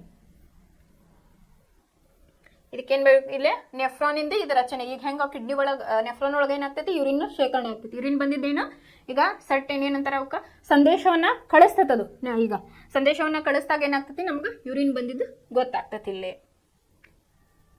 ನೆಕ್ಸ್ಟ್ ಈಗ ಕೃತಕ ಮೂತ್ರಪಿಂಡ. ಇಲ್ಲಿ ಫಸ್ಟ್ ನೋಡ್ರಿ, ಈಗ ನಿಮಗೆ ಏನು ಕ್ವಶನ್ ಕೇಳ್ತಾರಪ್ಪ ಅಂದ್ರೆ ಮನುಷ್ಯನ ವಿಸರ್ಜನಾಂಗ ವ್ಯೂಹವನ್ನು ಡ್ರಾಯಿಂಗ್ ಮಾಡಿ ಅದರ ಬಗ್ಗೆ ವಿವರಿಸಿ ಅಂತ ಕೇಳ್ಬೋದು, ಅಥವಾ ಮನುಷ್ಯನ ವಿಸರ್ಜನಾಂಗ ವ್ಯೂಹದ ಚಿತ್ರವನ್ನು ಬಿಡಿಸ್ರಿ ಅಂತ ಹೇಳಿ ಕೇಳ್ತಾರೆ. ಇಲ್ಲಿ ಏನು ಮಾಡಬೇಕು, ಫಸ್ಟ್ ನೀವೇನು ಮಾನವನ ಮೂತ್ರ ವಿಸರ್ಜನಾಂಗ ವ್ಯೂಹವು 2 ಮೂತ್ರಪಿಂಡಗಳಿಂದ ಮಾಡಲ್ಪಟ್ಟತಿ. ಆಮೇಲೆ 2 ಮೂತ್ರನಾಳಗಳು ಅದಾವು ಮತ್ತು ಮೂತ್ರಕೋಶ ಐತಿ, ಮೂತ್ರ ದ್ವಾರ ಐತಿ ಅಂತ ಹೇಳಿ ಫಸ್ಟಿಗೆ ಬರೀಬೇಕು. ಆಮೇಲೆ ನಾನು ಏನೇನು ಪಾಯಿಂಟ್ಸ್ ಹೇಳಿದ್ನಲ್ಲ, ಇಲ್ಲೇ ಫಸ್ಟ್ ಸೋಸುವಿಕೆ ಆಯಿತು, ಮರು ಹೀರುವಿಕೆ ಆಯಿತು, ಮತ್ತು ಮೂತ್ರ ವಿಸರ್ಜನೆಯ ಪ್ರಚೋದನೆಯ ಹಂತ ಅಂತಂದ್ರೇನು ಅಲ್ಲಿ ನಮಗೆ ಬಂದಿದ್ದು ಗೊತ್ತಾಗಬೇಕಲ್ಲ, ಒಂದು ಪ್ರಚೋದನೆ ಅದಕ್ಕೇನು ನೆಫ್ರಾನ್ ನಮಗೆ ಇಲ್ಲೇ ಹೆಲ್ಪ್ ಮಾಡ್ತತಿ. ಇವು 3 ಹಂತಗಳನ್ನು ನೀವು ವಿವರಿಸ್ತಾ ಹೋಗ್ಬೇಕಿಲ್ಲ. ಇನ್ನು ಕೃತಕ ಮೂತ್ರಪಿಂಡಗಳು ಅಂತ ಹೇಳಿ ಕರೀತಾರೆ, ಹೆಮೋಡಯಾಲಿಸಿಸ್ ಅಂತ ಹೇಳಿ. ಇದ್ರ ಬಗ್ಗೆ ನೀವು ಈಗಾಗಲೇ ಕಲ್ತಿರ್ಬೇಕು. ಇದೇನಾಗ್ತಪ್ಪ ಅಂತಂದ್ರೆ ಇಲ್ಲೇ ಒಳಗೆ ಏನಾಗ್ತೈತಲ್ಲ, ಇಲ್ಲೇ ಸೋಸುವಿಕೆ ಹೀರುವಿಕೆ ಅಂತ ಹೇಳಿ, ಈ ಸೋಸುವಿಕೆ ಕ್ರಿಯೆ ಏನೈತಲ್ಲ ನಮ್ಮ ದೇಹದಾಗ ಆಗದೆ ಇದ್ದಾಗ ಏನು ಮಾಡ್ತಾರ ಹೊರಗಡೆ ಕೃತಕವಾಗಿ ಇದನ್ನು ಮಾಡ್ತಾರ. ಹೆಂಗಪ್ಪ ಅಂತಂದ್ರೆ ಇಲ್ಲೇ ತೋರಿಸಿದಾರೆ ನಿಮಗೆ. ಇಲ್ಲೇ ಒಂದು ಬ್ಲಡ್ ವೇನ್ಸ್ ಇರ್ತಾವಲ್ಲ, ಅದಕ್ಕೆ ಸೂಜಿ ಹಾಕ್ತಾರ. ಇಲ್ಲಿ ಒಳಗಡೆ ಏನಾಗ್ತಿರ್ತೈತಲ್ಲ ಕೆಲಸ, ಕಿಡ್ನಿ ಒಳಗೆ ಶುದ್ಧೀಕರಣ ಸೋಸುವಿಕೆ ಏನಾಗ್ತೈತಲ್ಲ ಅದು ಹೊರಗಡೆ ಆಗ್ತೈತಿ. ಅದನ್ನ ಹೆಂಗ್ ಮಾಡ್ತಿರ್ತಾರಪ್ಪ ಅಂತಂದ್ರೆ ವಾರಕ್ಕೊಮ್ಮೆ 15 ದಿನಕ್ಕೊಮ್ಮೆ ಆ ಬಾಡಿ ಕಂಡೀಷನ್ ಮೇಲೆ ಮಾಡ್ತಾರ ಇದನ್ನ. ಇಲ್ಲೇ ನೋಡ್ರಿ, ಮನುಷ್ಯ ಬದುಕುಳಿಯಲು ಮೂತ್ರಪಿಂಡಗಳು ಅತ್ಯಗತ್ಯವಾದ ಅಂಗಗಳಾಗಿವೆ. ಸೋಂಕುಗಳು ಗಾಯದ ಮೂತ್ರಪಿಂಡಗಳಿಗೆ ರಕ್ತ ಪೂರೈಕೆ ಮಿತಗೊಂಡಾಗ ಮೂತ್ರಪಿಂಡಗಳ ಚಟುವಟಿಕೆ ಕಡಿಮೆ ಆಗ್ತದೆ, ಬ್ಲಡ್ ಸರ್ಕ್ಯುಲೇಷನ್ ಕಮ್ಮಿ ಆಯಿತು. ಈಗ ಡ್ರಿಂಕ್ಸ್ ಮಾಡಿದವ್ರಿಗೆ ಏನಂತಾರ, ಕಿಡ್ನಿ ಫೇಲ್ಯೂರ್ ಆಗ್ಯಾವ ಅಂತ ಹೇಳಿ ಹೇಳ್ತಾರಲ್ಲ, ಇದೇ ಉದ್ದೇಶಕ್ಕೆ. ಅದೇನಾಗ್ತತಿ, ಅದಕ್ಕೊಂದು ಸರ್ಟೆನ್ ಇದು ಇರ್ತೈತಿ ಕಿಡ್ನಿಗೆ, ಅದನ್ನು ಮೀರಿ ಅವರು ಮಾಡಿರ್ತಾರ ಏನ ಡ್ರಿಂಕ್ಸ್. ಅದೇನ್ ಮಾಡ್ತೈತಿ, ಕಿಡ್ನಿಗೆ ಅಫೆಕ್ಟ್ ಆಗ್ತಾ ಹೋಗ್ತೈತಿ. ಕಿಡ್ನಿ ಅಫೆಕ್ಟ್ ಆದಾಗ ಒಂದು ಕಿಡ್ನಿಲೇ ನಾವು ಬದುಕ್ಬೋದು. 2 ಕಿಡ್ನಿ ಹಾಳಾದವಪ್ಪ ಅಂತಂದ್ರೆ ಇಂಥ ಇದು ಏನದು ಹೆಮೋಡಲೈಸಿಸ್ ಅಂತ ಹೇಳಿ ನಾವು ಮಾಡ್ಬೇಕಾಗ್ತೈತಿ. ಇದಕ್ಕೆ ಕಾಸ್ಟ್ಲಿನೂ ಆಗ್ತೈತಿ. ಆಮೇಲೆ ಇದು ದೇಹದೊಳಗೆ ಆಗೋದನ್ನ ಇದು ಆರ್ಟಿಫಿಷಿಯಲ್ ಆಗಿಲ್ಲೇ ಮಾಡ್ತಾರ ಅಂತ ಹೇಳಿ. ಇದು ದೇಹದಲ್ಲಿ ವಿಷಕಾರಿ ತ್ಯಾಜ್ಯಗಳು ಸಂಗ್ರಹವಾಗಲು ದಾರಿ ಮಾಡುತ್ತದೆ. ಏನಾಗ್ತದೆ, ಇದು ಕಿಡ್ನಿ ಸರಿಯಾಗಿ ವರ್ಕ್ ಮಾಡಲಿಲ್ಲ ಅಂದ್ರೆ ಟಾಕ್ಸಿನ್ಸ್ ದೇಹದಾಗ ಬೆಳೆಯಕ ನಿಲ್ತಾವು. ಇದು ಸಾವಿಗೂ ಕಾರಣವಾಗಬಹುದು. ಮೂತ್ರಪಿಂಡಗಳ ವಿಫಲತೆಯ ಪ್ರಕರಣಗಳಲ್ಲಿ ಕೃತಕ ಮೂತ್ರಪಿಂಡವನ್ನು ಬಳಸಬಹುದು. ಕೃತಕ ಮೂತ್ರಪಿಂಡ ಎಂಬುದು ಇದು ಡಯಾಲಿಸಿಸ್ ಬಗ್ಗೆ ಹೇಳಿದ್ನಲ್ಲ, ಅದಕ್ಕೆ ಕೃತಕ ಮೂತ್ರಪಿಂಡ ಅಂತ ಹೇಳಿ ಕರೀತಾರೆ. ಇಲ್ಲೇನ್ ಮಾಡ್ತಾರಪ್ಪ ಅಂತಂದ್ರೆ ನೈಟ್ರೋಜನ್ ಯುಕ್ತ ತ್ಯಾಜ್ಯಗಳನ್ನು ರಕ್ತದಿಂದ ಹೊರತೆಗೆಯುವ ಒಂದು ಉಪಕರಣವಾಗಿದೆ. ಏನು ತ್ಯಾಜ್ಯ ವಸ್ತುಗಳು ಇರ್ತಾವಲ್ಲ ನಮ್ಮ ದೇಹದಾಗ, ಅದನ್ನ ಕೃತಕವಾಗಿ ತೆಗಿತಾರ ಅಂತ ಹೇಳಿ ಹೇಳಿದ್ದಾರೆ. ಇಲ್ಲಿ ಕೃತಕ ಮೂತ್ರಪಿಂಡವು ಡಯಾಲಿಸಿಸ್ಗೆ ಬಳಸುವ ದ್ರವದಿಂದ ತುಂಬಿರುವ ತೊಟ್ಟಿಯಲ್ಲಿ ಇಲ್ಲಿ ನಿಲಂಬಿತವಾಗಿರುವ ಅರೆಪಾರಕ ಪೊರೆಗಳ ಬಿತ್ತಿರುವ ಹಲವಾರು ನಳಿಕೆಗಳನ್ನು ಒಳಗೊಂಡಿದೆ ಅಂತ ಹೇಳಿ ಹೇಳಿದ್ದಾರೆ. ಆಮೇಲೆ ಈ ದ್ರವವು ರಕ್ತದಷ್ಟೇ ಅಭಿಸರಣ ಒತ್ತಡವನ್ನು ಹೊಂದಿದೆ. ಅಭಿಸರಣ ಇದು ರಕ್ತ ಹೆಂಗ ಕೆಲಸ ಮಾಡ್ತದಲ್ಲ ಅದೇ ರೀತಿ ಇದು ಕೂಡ ವರ್ಕ್ ಆಗ್ತೈತಿ ಅಂತ ಹೇಳಿ. ಇದು ನೈಟ್ರೋಜನ್ ಯುಕ್ತ ತ್ಯಾಜ್ಯ ರಹಿತವಾಗಿದೆ. ರೋಗಿಯು ರಕ್ತವು ಈ ನಳಿಕೆಗಳ ಮೂಲಕ ಹಾದು ಹೋಗುತ್ತದೆ. ಇಲ್ಲ ನಳಿಕೆಗಳನ್ನ ಹಾಕಿದ್ರಲ್ಲ, ಇದ್ರ ಮೂಲಕ ಏನಾಗ್ತೈತಿ, ರಕ್ತ ಹೋಗ್ತತಿ ಅಂತ ಹೇಳಿ ಹೇಳಿದ್ದಾರೆ. ರಕ್ತದಿಂದ ತ್ಯಾಜ್ಯ ಪದಾರ್ಥಗಳು ಡಯಾಲಿಸಿಸ್ ದ್ರವದೊಳಗೆ ವಿಸರಣೆಯಿಂದ ಚಲಿಸುತ್ತದೆ. ಶುದ್ಧೀಕರಿಸಿದ ರಕ್ತವು ದೇಹ ರೋಗದೊಳಗೆ ಪುನಃ ಪಂಪ್ ಮಾಡಲಾಗುತ್ತದೆ. ಏನ್ ಮಾಡ್ತಾರೆ, ಈ ನೈಟ್ರೋಜನಸ್ ವೇಸ್ಟ್ ಏನಿರ್ತದಲ್ಲ ಅದನ್ನ ಫಸ್ಟ್ ವೇಸ್ಟ್ ತೆಗಿತಾರ, ಆಮೇಲೆ ಶುದ್ಧ ರಕ್ತವನ್ನ ದೇಹಕ್ಕೆ ಹಾಕ್ತಾರ. ಆಮೇಲೆ ಇದೇನ್ ಹೇಳಿದೆ ನಾನು, ಇಲ್ಲಿ ಸೋಸುವಿಕೆ ಕ್ರಿಯೆ ಮಾತ್ರ ಆಗ್ತೈತಿ, ಮರು ಹೀರುವಿಕೆ ಮತ್ತು ಇದು ಪ್ರಚೋದನೆಯ ಹಂತ ಇಲ್ಲೇ ಆಗಂಗಿಲ್ಲ. ಸಾಮಾನ್ಯವಾಗಿ ಆರೋಗ್ಯವಂತ ವಯಸ್ಕರಲ್ಲಿ ಮೂತ್ರಪಿಂಡಗಳ ಆರಂಭಿಕ ಶೋಧಿತ ದ್ರವ ದಿನಕ್ಕೆ 180 ಲೀಟರ್ ಆಗಿದೆ. ಇದೇನು ನಮ್ಮ ಒಂದು ಹೆಲ್ದಿ ಪರ್ಸನ್ ಒಳಗ ಆರೋಗ್ಯವಂತ ವಯಸ್ಕರಲ್ಲಿ ಮೂತ್ರಪಿಂಡಗಳ ಆರಂಭಿಕ ಶೋಧಿತ ಸೋಸುವಿಕೆ ಎಷ್ಟಾಗ್ತೈತಿ, ದಿನಕ್ಕೆ 180 ಲೀಟರ್ ಆಗಿದೆ. ಆದರೆ ವಿಸರ್ಜನೆ ಆಗೋ ನಿಜವಾದ ಪ್ರಮಾಣವು ದಿನಕ್ಕೆ 1 ಅಥವಾ 2 ಲೀಟರ್ ಮಾತ್ರ. ಏಕೆಂದರೆ ಉಳಿದ ಶೋಧಿತ ದ್ರವವು ಮೂತ್ರಪಿಂಡದ ನಾಳಗಳಲ್ಲಿ ಮರು ಹೀರಿಕೆ ಆಗ್ತೈತಿ. ಮರು ಹೀರಿಕೆ ನಾನು ಹೇಳಿದೆ. ಇಲ್ಲಿ ಏನಾಗ್ತೈತಪ್ಪ ಅಂತಂದ್ರೆ ವಿಸರ್ಜನೆ ಒಂದು ದಿನಕ್ಕೆ ನಾವು ಏನ್ ಮಾಡ್ತೇವಪ್ಪ ಅಂತಂದ್ರೆ ಮನುಷ್ಯರು 1 ಅಥವಾ 2 ಲೀಟರ್ ಯೂರಿನ್ ಅನ್ನ ಪಾಸ್ ಮಾಡ್ತೇವೆ. ಈಗ ಒಂದ್ಸಲ ಏನಾಗ್ತೈತಿ, 200-300 ml ಹಿಂಗ ಅವ್ರವ್ರ ಕೆಪಾಸಿಟಿಗೆ ತಕ್ಕಂಗೆ ಏನಾಗ್ತೈತಿ ಅಲ್ಲಿ ಶೇಖರಣೆ ಆಗ್ತೈತಿ. ಅದು ಬಂದಾಗ ಒತ್ತಡದಿಂದ ಇಲ್ಲ ಮೂತ್ರ ದ್ವಾರದಿಂದ ಅದು ಹೊರಗೆ ಹೋಗ್ತೈತಿ. ಇನ್ನು ಸೋಸು ಅದು ಈಗ ಇಲ್ಲೇನು ಹೇಳ್ತಾರೆ, ಒಂದು ದಿನಕ್ಕೆ 2 ಲೀಟರ್ 1 ಅಥವಾ 2 ಲೀಟರ್ ಮಾತ್ರ. ಏಕೆಂದ್ರೆ ಉಳಿದ ಶೋಧಿತ ದ್ರವವು ಮೂತ್ರಪಿಂಡದ ನಾಳಿಕೆಗಳಲ್ಲಿ ಮರು ಹೀರಿಕೆ ಆಗುತ್ತದೆ ಅಂತ ಹೇಳಿ ಹೇಳ್ತಾರೆ. ಇನ್ನು ನಮ್ಮ ದೇಹದೊಳಗ ಈ ಕಿಡ್ನಿ ಮತ್ತು ಯೂರಿನರಿ ಬ್ಲಾಡರ್ ಈಗ ವಾಟರ್ ಎಲಿಮೆಂಟ್ ಅಂತಾನು ಕರೀತಾರೆ ಇನ್ ಜನರಲ್ ಹಿಂದೆ. ಯಾಕಂತಂದ್ರೆ ಇದು ಮೇನ್ ವಾಟರ್ ಕಂಟೆಂಟ್ ಅನ್ನ ಇದು ಬ್ಯಾಲೆನ್ಸ್ ಮಾಡ್ತದೆ. ಯೂರಿನ್ ಹೋಗೋದು ಯೂರಿನರಿ ಬ್ಲಾಡರ್ ಇಂದ, ಕಿಡ್ನಿ ಅದಕ್ಕೆ ಹೆಲ್ಪ್ ಮಾಡ್ತದೆ. ಕಿಡ್ನಿ ಒಳಗೆ ಶೇಖರಣೆ ಆಗಿರ್ತಕ್ಕಂಥ ತ್ಯಾಜ್ಯ ವಸ್ತುಗಳನ್ನ ನಾವು ಯೂರಿನರಿ ಬ್ಲಾಡರ್ ಮೂಲಕ ಅದನ್ನ ಹೊರಗೆ ಹಾಕ್ತೇವೆ. ಇಲ್ಲಿ ಏನ್ ಮಾಡ್ತಾರಪ್ಪ ಅಂತಂದ್ರೆ ಜನ ಸರಿಯಾಗಿ ನೀರನ್ನ ಕುಡಿಯೋದಿಲ್ಲ. ನೀರು ಕುಡ್ದಾಗ ಏನಾಗ್ತದಪ್ಪ ಅಂತಂದ್ರೆ ಅಲ್ಲೇ ಕಿಡ್ನಿ ತನ್ನ ಕೆಲಸವನ್ನ ಸರಿಯಾಗಿ ಅತಿ ನೀರು ಕುಡಿಬಾರ್ದು, ಕಡಿಮೆ ನೀರನ್ನು ಕುಡಿಬಾರ್ದು. ಈ ಕಿಡ್ನಿ ಹೀಟ್ ಆತಪ್ಪ ಅಂತಂದ್ರೆ ಏನಾಗ್ತತಿ, ಇಲ್ಲೇ ಸ್ಟೋನ್ ಆಗಾಕ ಸ್ಟಾರ್ಟ್ ಆಗ್ತತಿ. ಅಲ್ಲಿ ತನಗೆ ಬೇಕಾದಷ್ಟು ನೀರು ಇರಂಗಿಲ್ಲ ಕಿಡ್ನಿ ಒಳಗೆ. ಅವಾಗ ಏನಾಗ್ತತಿ, ಹೀಟ್ ಆಗಿ ಆಗಿ ಆಗಿ ಆಗಿ ಸ್ಟೋನ್ ಆಗಾಕ ಕನ್ವರ್ಟ್ ಮಾಡ್ತಾರೆ. ಡಾಕ್ಟರ್ ಏನಂತಾರೆ, ಡಿಹೈಡ್ರೇಷನ್ ಅಂತ. ಡಿಹೈಡ್ರೇಷನ್ ಆಗಿ ಆಗಿ ಆಗಿ ಅಥವಾ ನೀರಿನ ಅಂಶ ಏನಾಗೈತಿ ಕಡಿಮೆ ಆಗಿ ಆಗಿ ಆಗಿ ಏನಾಗಿರ್ತೈತಿ, ಇಲ್ಲಿ ಸ್ಟೋನ್ ಫಾರ್ಮೇಷನ್ ಆಗ್ತಾವೆ. ಇನ್ನು ಕಿಡ್ನಿ ಕೋಲ್ಡ್ ಮಾಡ್ತಾರೆ. ಹೆಂಗಂತಂದ್ರೆ ಆಕ್ಟಿವಿಟಿ ಇರಲ್ಲ ಕಿಡ್ನಿದು, ಅವಾಗ ಏನಾಗ್ತೈತಿ ಕಿಡ್ನಿ ತಂಪಾಗಿ ಆಗಿ ತಮ್ಮ ಕೆಲಸವನ್ನ ಅದಕ್ಕೆ ದೇಹದಾಗ ಪೇನ್ ಬರಕ್ ಸ್ಟಾರ್ಟ್ ಆಗ್ತೈತಿ. ಬ್ಯಾಕ್ ಪೇನ್ ಅದೆಲ್ಲ ಬರಕ್ ಕಾರಣ ಏನಂತಂದ್ರೆ ಈ ಕಿಡ್ನಿಯನ್ನ ತಂಪು ಮಾಡ್ತಾರ ಅಥವಾ ಆಕ್ಟಿವಿಟಿ ಇರಲ್ಲ. ಹಾಗಾಗಿ ಏನ್ ಮಾಡ್ತಿದ್ರು ಹಿಂದೆ, ಈಗ ಡೆಲಿವರಿ ಆಗಿರ್ತಲ್ಲ ವುಮನ್ನಿಗೆ ಏನಾಗಿರ್ತೈತಪ್ಪ ಅಂತಂದ್ರೆ ಕಿಡ್ನಿ ಎನರ್ಜಿ ಅಲ್ಲೇ ಸ್ವಲ್ಪ ಕಡಿಮೆ ಆಗಿರ್ತೈತಿ ಡೆಲಿವರಿ ಟೈಮ್. ಅದನ್ನ ಎನ್ಹಾನ್ಸ್ ಅಥವಾ ಜಾಸ್ತಿ ಮಾಡೋದಕ್ಕೆ ಏನ್ ಮಾಡ್ತಾರ, ಕತ್ತಲು ಕೋಣೆ ಅಂತ ಹೇಳಿ ಮಾಡ್ತಿದ್ರಿ ಹಿಂದಿನ ಕಾಲದಾಗ. ಯಾಕಂತಂದ್ರೆ ಕಿಡ್ನಿಗೆ ಇದು ಬೇಕು, ಕತ್ಲು ಬೇಕು. ಅದು ಏನಾಗ್ತೈತಿ ಅಂತಂದ್ರೆ ನೀವು ಎಷ್ಟು ನಿದ್ದೆಯನ್ನ ರಾತ್ರಿ ಕರೆಕ್ಟ್ ಟೈಮಿಗೆ ಯಾರು ಮಲ್ಕೋತಾರಲ್ಲ ಅವ್ರಿಗೆ ಕಿಡ್ನಿ ಪ್ರಾಬ್ಲಮ್ ಬರಲ್ಲ. ಯಾಕಂತಂದ್ರೆ ಅದಕ್ಕೆ ನರಿಶ್ಮೆಂಟ್ ಬೇಕು, ಅದಕ್ಕೆ ಅದರದಂತ ಟೈಮ್ ಇರ್ತೈತಿ. ಅವಾಗ ಏನ್ ಮಾಡ್ತೈತಿ ಅಂತಂದ್ರೆ ಕಿಡ್ನಿ ತನ್ನ ಕೆಲಸವನ್ನ ಮಾಡ್ಬೇಕು. ಈಗ ಅಬ್ಸರ್ವ್ ಮಾಡ್ರಿ ನೀವು, ಬೆಳಗ್ಗಿಕ್ಕಿಂತ ಸಾಯಂಕಾಲ ಆದಂಗ ಯೂರಿನ್ ಪಾಸ್ ಮಾಡ್ತೇವೆ. ಯಾಕಂತಂದ್ರೆ ಇಲ್ಲ ಕಿಡ್ನಿ ಒಳಗೆ ನೀವು ತಿಂದಿರ್ತಕ್ಕಂಥ ಆಹಾರ ಆಯ್ತು, ರಕ್ತದೊಳಗಿನ ವೇಸ್ಟ್ ಏನಾಗಿರ್ತೈತಿ ಸೋಸಿ ಹೊರಗಡೆ ಹೋಗ್ತಾ ಇರ್ತೈತಿ. ಹಾಗಾಗಿ ಕಿಡ್ನಿ ಹೆಲ್ತ್ ನಾವು ತುಂಬಾ ಚೆನ್ನಾಗಿ ಇಟ್ಕೋಬೇಕು. ಕಿಡ್ನಿ ಕರೆಕ್ಟ್ ಇರಬೇಕು ಮತ್ತು ಲಿವರ್, ಇವೆರಡು ಆರ್ಗನ್ ಕರೆಕ್ಟ್ ಇತ್ತಪ್ಪ ಅಂತಂದ್ರೆ ನಮ್ದು ದೇಹ ಚೆನ್ನಾಗಿರ್ತೈತಿ. ಈ ಲಿವರ್ ಆಕ್ಟಿವಿಟಿ ಇತ್ತಪ್ಪ ಅಂತಂದ್ರೆ ಏನಾಗ್ತತಿ ಅಂತಂದ್ರೆ ನಿಮ್ಗೆ ಚಟುವಟಿಕೆ ಜಾಸ್ತಿ ಇತ್ತಂದ್ರೆ ಏನಾಗ್ತತಿ, ಊಟ ಜಾಸ್ತಿ ಹೋಗ್ತೈತಿ. ಆಮೇಲೆ ಚಟುವಟಿಕೆ ಆದಷ್ಟು ಏನಾಗ್ತತಿ, ಬೇಗ ಊಟ ಜೀರ್ಣ ಆಗ್ತೈತಿ. ಜೀರ್ಣ ಆಗಿದ್ದ ಆಹಾರ ಏನಾಗ್ತೈತಿ, ಗ್ಲೂಕೋಸ್ ಆಗಿ ಹೊಡೆದು ಅದು ರಕ್ತದಲ್ಲಿ ಮಿಕ್ಸ್ ಆಗಿ ನಮಗೆ ಎನರ್ಜಿಯನ್ನ ಕೊಡ್ತೈತಿ. ಇದಿಷ್ಟು ಏನು ಕಿಡ್ನಿಯ ಮಾನವನ ವಿಸರ್ಜನಾಂಗ ವ್ಯೂಹದ ಬಗ್ಗೆ ನಾವೀಗ ತಿಳ್ಕೊಂಡ್ವಿ. ಇದ್ರ ಮೇಲೆ ಕ್ವಶನ್ ಹೇಳ್ದನೆ ಯಾವ ರೀತಿ ಬರ್ತಾವ ಅಂತ ಹೇಳಿ. 3 ಹಂತಗಳನ್ನ ವಿವರಿಸ್ಬೇಕು, ವಿವರಿಸಿ ಅದ್ರ ಒಳಗೆ ಏನೇನು ಪಾರ್ಟ್ಸ್ ಬರ್ತಾವಲ್ಲ ಅದು, ಆಮೇಲೆ ನೆಫ್ರಾನ್ ಬಗ್ಗೆನೂ ಹೇಳಬೇಕು. ಇನ್ನು ಈಗ ಪ್ರಾಣಿಗಳಲ್ಲಿ ನೋಡಿದ್ವಿ ನಾವು. ಇನ್ನು ಸಸ್ಯಗಳಲ್ಲಿ ಯಾವ ರೀತಿಯಾಗಿ ವಿಸರ್ಜನೆ, ಇದು ನಮ್ದು ಲಾಸ್ಟ್ ಕಾನ್ಸೆಪ್ಟ್ ಈ ಚಾಪ್ಟರ್ ಒಳಗೆ ಏನಾಗ್ತದಪ್ಪ ಅಂತಂದ್ರೆ ಸಸ್ಯಗಳು ಪ್ರಾಣಿಗಳಿಗಿಂತ ಸಂಪೂರ್ಣ ಭಿನ್ನವಾದ ತಂತ್ರಗಳನ್ನು ವಿಸರ್ಜನೆಯಾಗಿ ಬಳಸುತ್ತವೆ ಅಂತಂದ್ರೆ ಮನುಷ್ಯರಿಗಿಂತ ಇದು ಡಿಫ್ರೆಂಟ್ ಇರ್ತದೆ. ಸಸ್ಯಗಳು ಬೇರೆ ಪ್ರಾಣಿಗಳು ಬೇರೆ ಅಲ್ಲ ಹಂಗ. ದ್ಯುತಿ ಸಂಶ್ಲೇಷಣೆಯ ಸಮಯದಲ್ಲಿ ಉತ್ಪತ್ತಿಯಾಗುವ ಆಕ್ಸಿಜನ್ ಅನ್ನು ಒಂದು ವ್ಯರ್ಥ ಪದಾರ್ಥವೆಂದು ಇದು ಕನ್ಸಿಡರ್ ಮಾಡ್ತದೆ. ಯಾಕಂದ್ರೆ ಅದು ಕಾರ್ಬನ್ ಡೈಆಕ್ಸೈಡ್ ನ ಉಪಯೋಗಿಸ್ಕೋತೈತಿ, ಆಕ್ಸಿಜನ್ ನಮಗೆ ಕೊಡ್ತೈತಿ. ನಾವೇನ್ ಮಾಡ್ತೀವಿ, ಆಕ್ಸಿಜನ್ ನ ಉಪಯೋಗಿಸ್ತೀವಿ, ಕಾರ್ಬನ್ ಡೈಆಕ್ಸೈಡ್ ಅನ್ನ ಕೊಡ್ತೇವೆ. ಇಲ್ಲಿ ಏನ್ ಮಾಡ್ತೈತಿ, ಸಸ್ಯಗಳ ಒಳಗ ಆಕ್ಸಿಜನ್ ಅದು ವೇಸ್ಟ್ ಪದಾರ್ಥ ಅಂತ ಹೇಳಿ ಕನ್ಸಿಡರ್ ಆಗ್ತತಿ. ಸಸ್ಯಗಳು ಆಕ್ಸಿಜನ್ ಮತ್ತು ಕಾರ್ಬನ್ ಡೈಆಕ್ಸೈಡ್ಗಳ ಜೊತೆ ಹೇಗೆ ವ್ಯವಹರಿಸುತ್ತವೆ ಎಂಬುದನ್ನು ಈಗಾಗಲೇ ನಾವು ಚರ್ಚಿಸಿದ್ದೇವೆ. ಸಸ್ಯಗಳು ಏನ್ ಮಾಡ್ತೈತಿ ಅಂದ್ರೆ ಈಗ ಕಲ್ತೇವೆ ನಾವು ಸಸ್ಯಗಳ ಬಗ್ಗೆ. ಆಕ್ಸಿಜನ್ ಕೊಡ್ತೈತಿ, ಕಾರ್ಬನ್ ಡೈಆಕ್ಸೈಡ್ ನ ಅದು ತಗೊಳ್ತೈತಿ, ರಾತ್ರಿ ಹೊತ್ತು ಕಾರ್ಬನ್ ಡೈಆಕ್ಸೈಡ್ ನ ಅದು ಹೊರಗೆ ಬಿಡ್ತೈತಿ ಅಂತ ಹೇಳಿ ಈಗ ನಾವು ಚರ್ಚಿಸಿದ್ದೇವೆ. ಇತರ ತ್ಯಾಜ್ಯಗಳಿಗಾಗಿ ಸಸ್ಯಗಳು ಮೃತ ಜೀವಕೋಶಗಳಿರುವ ತಮ್ಮ ಅನೇಕ ಅಂಗಾಂಶಗಳನ್ನು ಬಳಸುತ್ತವೆ ಮತ್ತು ಕೆಲವೊಮ್ಮೆ ಅವು ಎಲೆಗಳಂತ ಕೆಲವು ಭಾಗಗಳನ್ನು ಕಳೆದುಕೊಳ್ಳುತ್ತವೆ. ಈಗ ಎಲೆಗಳು ಹಳದಿಯಾಗಿ ಉದುರ್ತಾವಲ್ಲ, ಹಂಗ ಉದ್ರಲ್ಲ. ಅದು ಯಾಕಂತಂದ್ರೆ ಇದು ಎಲೆಗಳನ್ನು ಯೂಸ್ ಮಾಡ್ಕೋತತಿ, ವೇಸ್ಟ್ ಆ ರೂಪದಾಗೂ ಹೊರಗಡೆ ಹಾಕ್ತತಿ. ಹಳದಿ ಎಲೆಗಳು ಏನ್ ಮಾಡ್ತಾವು, ಉದುರಿ ಬೀಳ್ತಾವು. ಇಲ್ಲಿ ಅನೇಕ ಸಸ್ಯ ತ್ಯಾಜ್ಯ ಪದಾರ್ಥಗಳು ಜೀವಕೋಶದ ರಸದಾನಿಗಳಲ್ಲಿ ಸಂಗ್ರಹವಾಗುತ್ತದೆ. ಎಲೆಗಳಲ್ಲಿ ತ್ಯಾಜ್ಯ ಪದಾರ್ಥಗಳು ಸಂಗ್ರಹವಾಗಬಹುದು. ಏನಾಗ್ತತಿ, ಸಸ್ಯ ತ್ಯಾಜ್ಯ ಪದಾರ್ಥಗಳು ಜೀವಕೋಶದ ರಸದಾನಿ ಒಳಗದು ಸ್ಟೋರ್ ಆಗ್ತತಿ. ಎಲೆಗಳಲ್ಲಿ ತ್ಯಾಜ್ಯ ಪದಾರ್ಥಗಳು ಏನಾಗ್ತತಿ, ಸ್ಟೋರ್ ಆಗ್ತತಿ. ಇಲ್ಲೇನಾಯ್ತು ಹೇಳಿದ್ನಲ್ಲ, ಎಲೆ ಯಾಕೆ ಹಳದಿ ಆಗ್ತಾವೋ, ತಮ್ಮ ವೇಸ್ಟ್ ನ ಅದು ಎಲೆ ಒಳಗ ಸಂಗ್ರಹ ಮಾಡ್ತಾವು ಅಂತ ಹೇಳಿ. ಅವು ಉದುರಿ ಹೋಗುತ್ತವೆ. ವಿಶೇಷವಾಗಿ ಹಳೆಯ ಎಕ್ಸೈಲಮ್ಗಳಲ್ಲಿ ತ್ಯಾಜ್ಯ ಪದಾರ್ಥಗಳು ರಾಳ ಮತ್ತು ಅಂಟುಗಳ ರೂಪದಲ್ಲಿ ಸಂಗ್ರಹವಾಗುತ್ತೆ. ಅಂಟಂತ ನೋಡಿರಲ್ಲ, ಅದು ಏನು ವೇಸ್ಟ್, ಅದೇನಾಗ್ತದೆ ರಾಳ ಮತ್ತು ಅಂಟುಗಳ ರೂಪದಲ್ಲಿ ಸಂಗ್ರಹವಾಗುತ್ತದೆ. ಸಸ್ಯಗಳು ತಮ್ಮ ಸುತ್ತಮುತ್ತಲಿನ ಮಣ್ಣಿನಲ್ಲಿ ಕೂಡ ಕೆಲವು ತ್ಯಾಜ್ಯಗಳನ್ನು ವಿಸರ್ಜಿತ ಅಂದ್ರೆ ಸಾವಯವ ತಮ್ಮ ಏನು ಸಸ್ಯ ಬೆಳೆದಿರ್ತದಲ್ಲ ಅದರ ಸುತ್ತಮುತ್ತನ ಸಮ ತ್ಯಾಜ್ಯವನ್ನ ಅದು ಬಿಡ್ತತಿ ಅಂತ ಹೇಳಿ ಹೇಳಿದ್ದಾರೆ. ಸಸ್ಯ ಒಳಗೆ ಏನಾಗ್ತತಿ, ಆಕ್ಸಿಜನ್ ಇಲ್ಲ ವೇಸ್ಟ್ ಅಂತ ಹೇಳಿ ಕರಿತೇವಿ. ಇದು ಏನ್ ಮಾಡ್ತೈತಿಪ್ಪ ಅಂತಂದ್ರೆ ತನಗೆ ಬೇಡಾಗಿದ್ದನ್ನ ಏನ್ ಮಾಡ್ತೈತಿ, ಅದು ಸಸ್ಯ ಎಲೆಗಳಲ್ಲಿ ಅದು ಶೇಖರಣೆ ಮಾಡಿ ಎಲೆಗಳು ಹಳದಿ ಆಗ್ತಾವ, ಹಳದಿಯಾಗಿ ಉದುರ್ತೈತಿ. ಇದು ಒಂದು ಸಸ್ಯಗಳಲ್ಲಿ ಆಗ್ತಕ್ಕಂಥ ಒಂದು ವಿಸರ್ಜನೆ ಅಂತ ಹೇಳಿ ನೋಡಿದ್ವಿ. ಈಗ ಇಲ್ಲಿವರೆಗೂ ನಾವು ಏನೇನು ಕಲಿತ್ವಿ ಅಂತ ಹೇಳಿ ಒಂದ್ಸಲ ಗ್ಲಾನ್ಸ್ ಮಾಡೋಣ.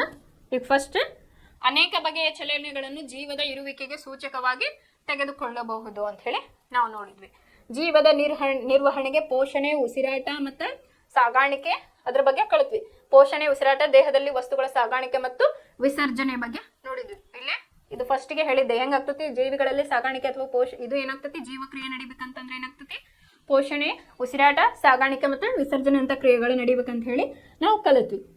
ಆಮೇಲೆ ಸ್ವಪೋಷಕ ಜೀವಿಗಳ ಬಗ್ಗೆ ಅಂದ್ರೆ ಸಸ್ಯಗಳ ಬಗ್ಗೆ ಪೋಷಣೆ ಯಾವ ರೀತಿ ಆಗ್ತತಿ ಅಂತ ಹೇಳಿ ನೋಡಿದ್ವಿ. ಸ್ವಪೋಷಕ ಪೋಷಣೆಯು ಪರಿಸರದಿಂದ ಸರಳ ನಿರವಯ ವಸ್ತುಗಳನ್ನು ಒಳಗೆ ತೆಗೆದುಕೊಂಡು ಸೌರಶಕ್ತಿಯಂತ ಹೊರಗಿನ ಶಕ್ತಿಯ ಮೂಲವನ್ನು ಬಳಸಿಕೊಂಡು ಅಧಿಕ ಶಕ್ತಿಯ ಸಂಕೀರ್ಣ ಸಾವಯವ ವಸ್ತುಗಳನ್ನು ಸಂಶ್ಲೇಷಿಸುವ ಪ್ರಕ್ರಿಯೆಯನ್ನು ಒಳಗೊಂಡಿದೆ ಅಂತ ಹೇಳಿ ಏನೇನ್ ಮಾಡ್ತೈತಿ, ಇಲ್ಲೇ ಪರಿಸರದಿಂದ ಸರಳ ನಿರವಯ ವಸ್ತುಗಳನ್ನು ತೆಗೆದುಕೊಳ್ತೈತಿ. ಒಳಗೆ ತಗೊಂಡು ಏನ್ ಮಾಡ್ತೈತಿ, ಸೂರ್ಯನ ಬೆಳಕಿನೊಂದಿಗೆ ಅದು ಸೂರ್ಯನ ಬೆಳಕಿನ ಸಹಾಯದಿಂದ ಏನ್ ಮಾಡ್ತೈತಿ, ಸಾವಯವ ವಸ್ತುಗಳನ್ನು ಸಂಶ್ಲೇಷಿಸುವ ಒಂದು ಕ್ರಿಯೆಯನ್ನ ಹೊಂದಿತಿ ಅಂತ ಹೇಳಿ ನಾವು ಕಲಿತೀವಿ. ಇನ್ನು ಪರಪೋಷಕ ಪೋಷಣೆಯ ಇತರ ಜೀವಿಗಳಿಂದ ತಯಾರಾದ ಸಂಕೀರ್ಣ ಪದಾರ್ಥಗಳ ಸೇವನೆಯನ್ನು ಹೊಂದಿದೆ. ಪರಪೋಷಕ ಜೀವಿಗಳೊಳಗೆ ಯಾವುದು, ಮನುಷ್ಯ ಅಂತ ಹೇಳಿ ನಾವು ನೋಡಿದ್ವಿ. ಮನುಷ್ಯರಲ್ಲಿ ಸೇವಿಸಲ್ಪಟ್ಟ ಆಹಾರವು ಜೀರ್ಣನಾಳದ ಉದ್ದಕ್ಕೂ ಹಲವಾರು ಹಂತದಲ್ಲಿ ವಿಭಜಿಸಲ್ಪಡುತ್ತದೆ ಮತ್ತು ಜೀರ್ಣವಾದ ಆಹಾರವು ಸಣ್ಣ ಕೊರಡಿನಲ್ಲಿ ಹೀರಲ್ಪಟ್ಟು ದೇಹದಲ್ಲಿನ ಎಲ್ಲ ಜೀವಕೋಶಗಳಿಗೆ ಹೋಗ್ತತಿ ಅಂತ ಹೇಳಿ. ಏನೋ ತಿಂದಿರ್ತೇವಲ್ಲ ಆಹಾರ ಏನಾಗ್ತತಿ, ಜಠರಕ್ಕೆ ಹೋಗ್ತದಲ್ಲ, ಅದರದ್ದು ಕೆಲವೊಂದು ಹಂತಗಳನ್ನು ನೋಡಿದ್ವಿ ನಾವು. ಬಾಯಿ, ಹಲ್ಲು, ಆಮೇಲೆ ನಾಲಿಗೆ, ಆಮೇಲೆ ಲಾಲಾರಸ, ಒಂದಿಷ್ಟು ಗ್ರಂಥಿಗಳ ಬಗ್ಗೆ ತಿಳ್ಕೊಂಡು ಲಾಸ್ಟಿಗೆ ಏನಾಗ್ತತಿ, ಸಣ್ಣ ಕರಡೊಳಗೆ ಜೀರ್ಣ ಆಗಿ ಅದೇನಾಗ್ತತಿ, ಎಲ್ಲ ಜೀವಕೋಶಗಳಿಗೆ ಅದು ಹರಡುತ್ತೈತಿ ಅಥವಾ ಶಕ್ತಿಯನ್ನ ಕಳಿಸ್ತತಿ ಅಂತ ಹೇಳಿ ನೋಡಿದ್ವಿ. ನೆಕ್ಸ್ಟ್ ಏನ್ ಮಾಡಿದ್ವಿ, ಶ್ವಾಸಕೋಶದ ಬಗ್ಗೆ ತಿಳ್ಕೊಂಡ್ವಿ, ಉಸಿರಾಟದ ಬಗ್ಗೆ ನಾವು ತಿಳ್ಕೊಂಡ್ವಿ. ಉಸಿರಾಟ ಪ್ರಕ್ರಿಯೆಯಲ್ಲಿ ಗ್ಲೂಕೋಸ್ ಅಂತ ಸಾವಯವ ಸಂಯುಕ್ತವು ATP ರೂಪದಲ್ಲಿ ಶಕ್ತಿಯನ್ನು ಒದಗಿಸುವ ಸಲುವಾಗಿ ವಿಭಜನೆಗೊಳ್ಳುತ್ತದೆ. ATPಯ ಜೀವಕೋಶದ ಇತರ ಕ್ರಿಯೆಗಳಿಗೆ ಶಕ್ತಿಯನ್ನು ಒದಗಿಸಲು ಬಳಕೆ ಆಗ್ತದೆ. ಇನ್ನೇನ್ ಮಾಡಿದ್ವಿ, ನಿನ್ನೆ ಕ್ಲಾಸ್ ಒಳಗೆ ನಾವು ನೋಡಿದ್ವಿ, ಉಸಿರಾಟ ಕ್ರಿಯೆ ಬಗ್ಗೆ ನೋಡಿದ್ವಿ. ಉಸಿರಾಟವು ಆಕ್ಸಿಜನ್ ಸಹಿತ ಅಥವಾ ಆಕ್ಸಿಜನ್ ರಹಿತವಾಗಿರಬಹುದು. ಆಕ್ಸಿಜನ್ ಸಹಿತ ಉಸಿರಾಟವು ಜೀವಿಗಳಿಗೆ ಅಧಿಕ ಶಕ್ತಿಯನ್ನು ಒದಗಿಸ್ತದೆ. ವಾಯುವಿಕ ಉಸಿರಾಟ ಮತ್ತು ಅವಾಯುವಿಕ ಉಸಿರಾಟದ ಬಗ್ಗೆ ನಾವು ನಿನ್ನೆ ಕ್ಲಾಸಲ್ಲಿ ನೋಡಿದ್ವಿ.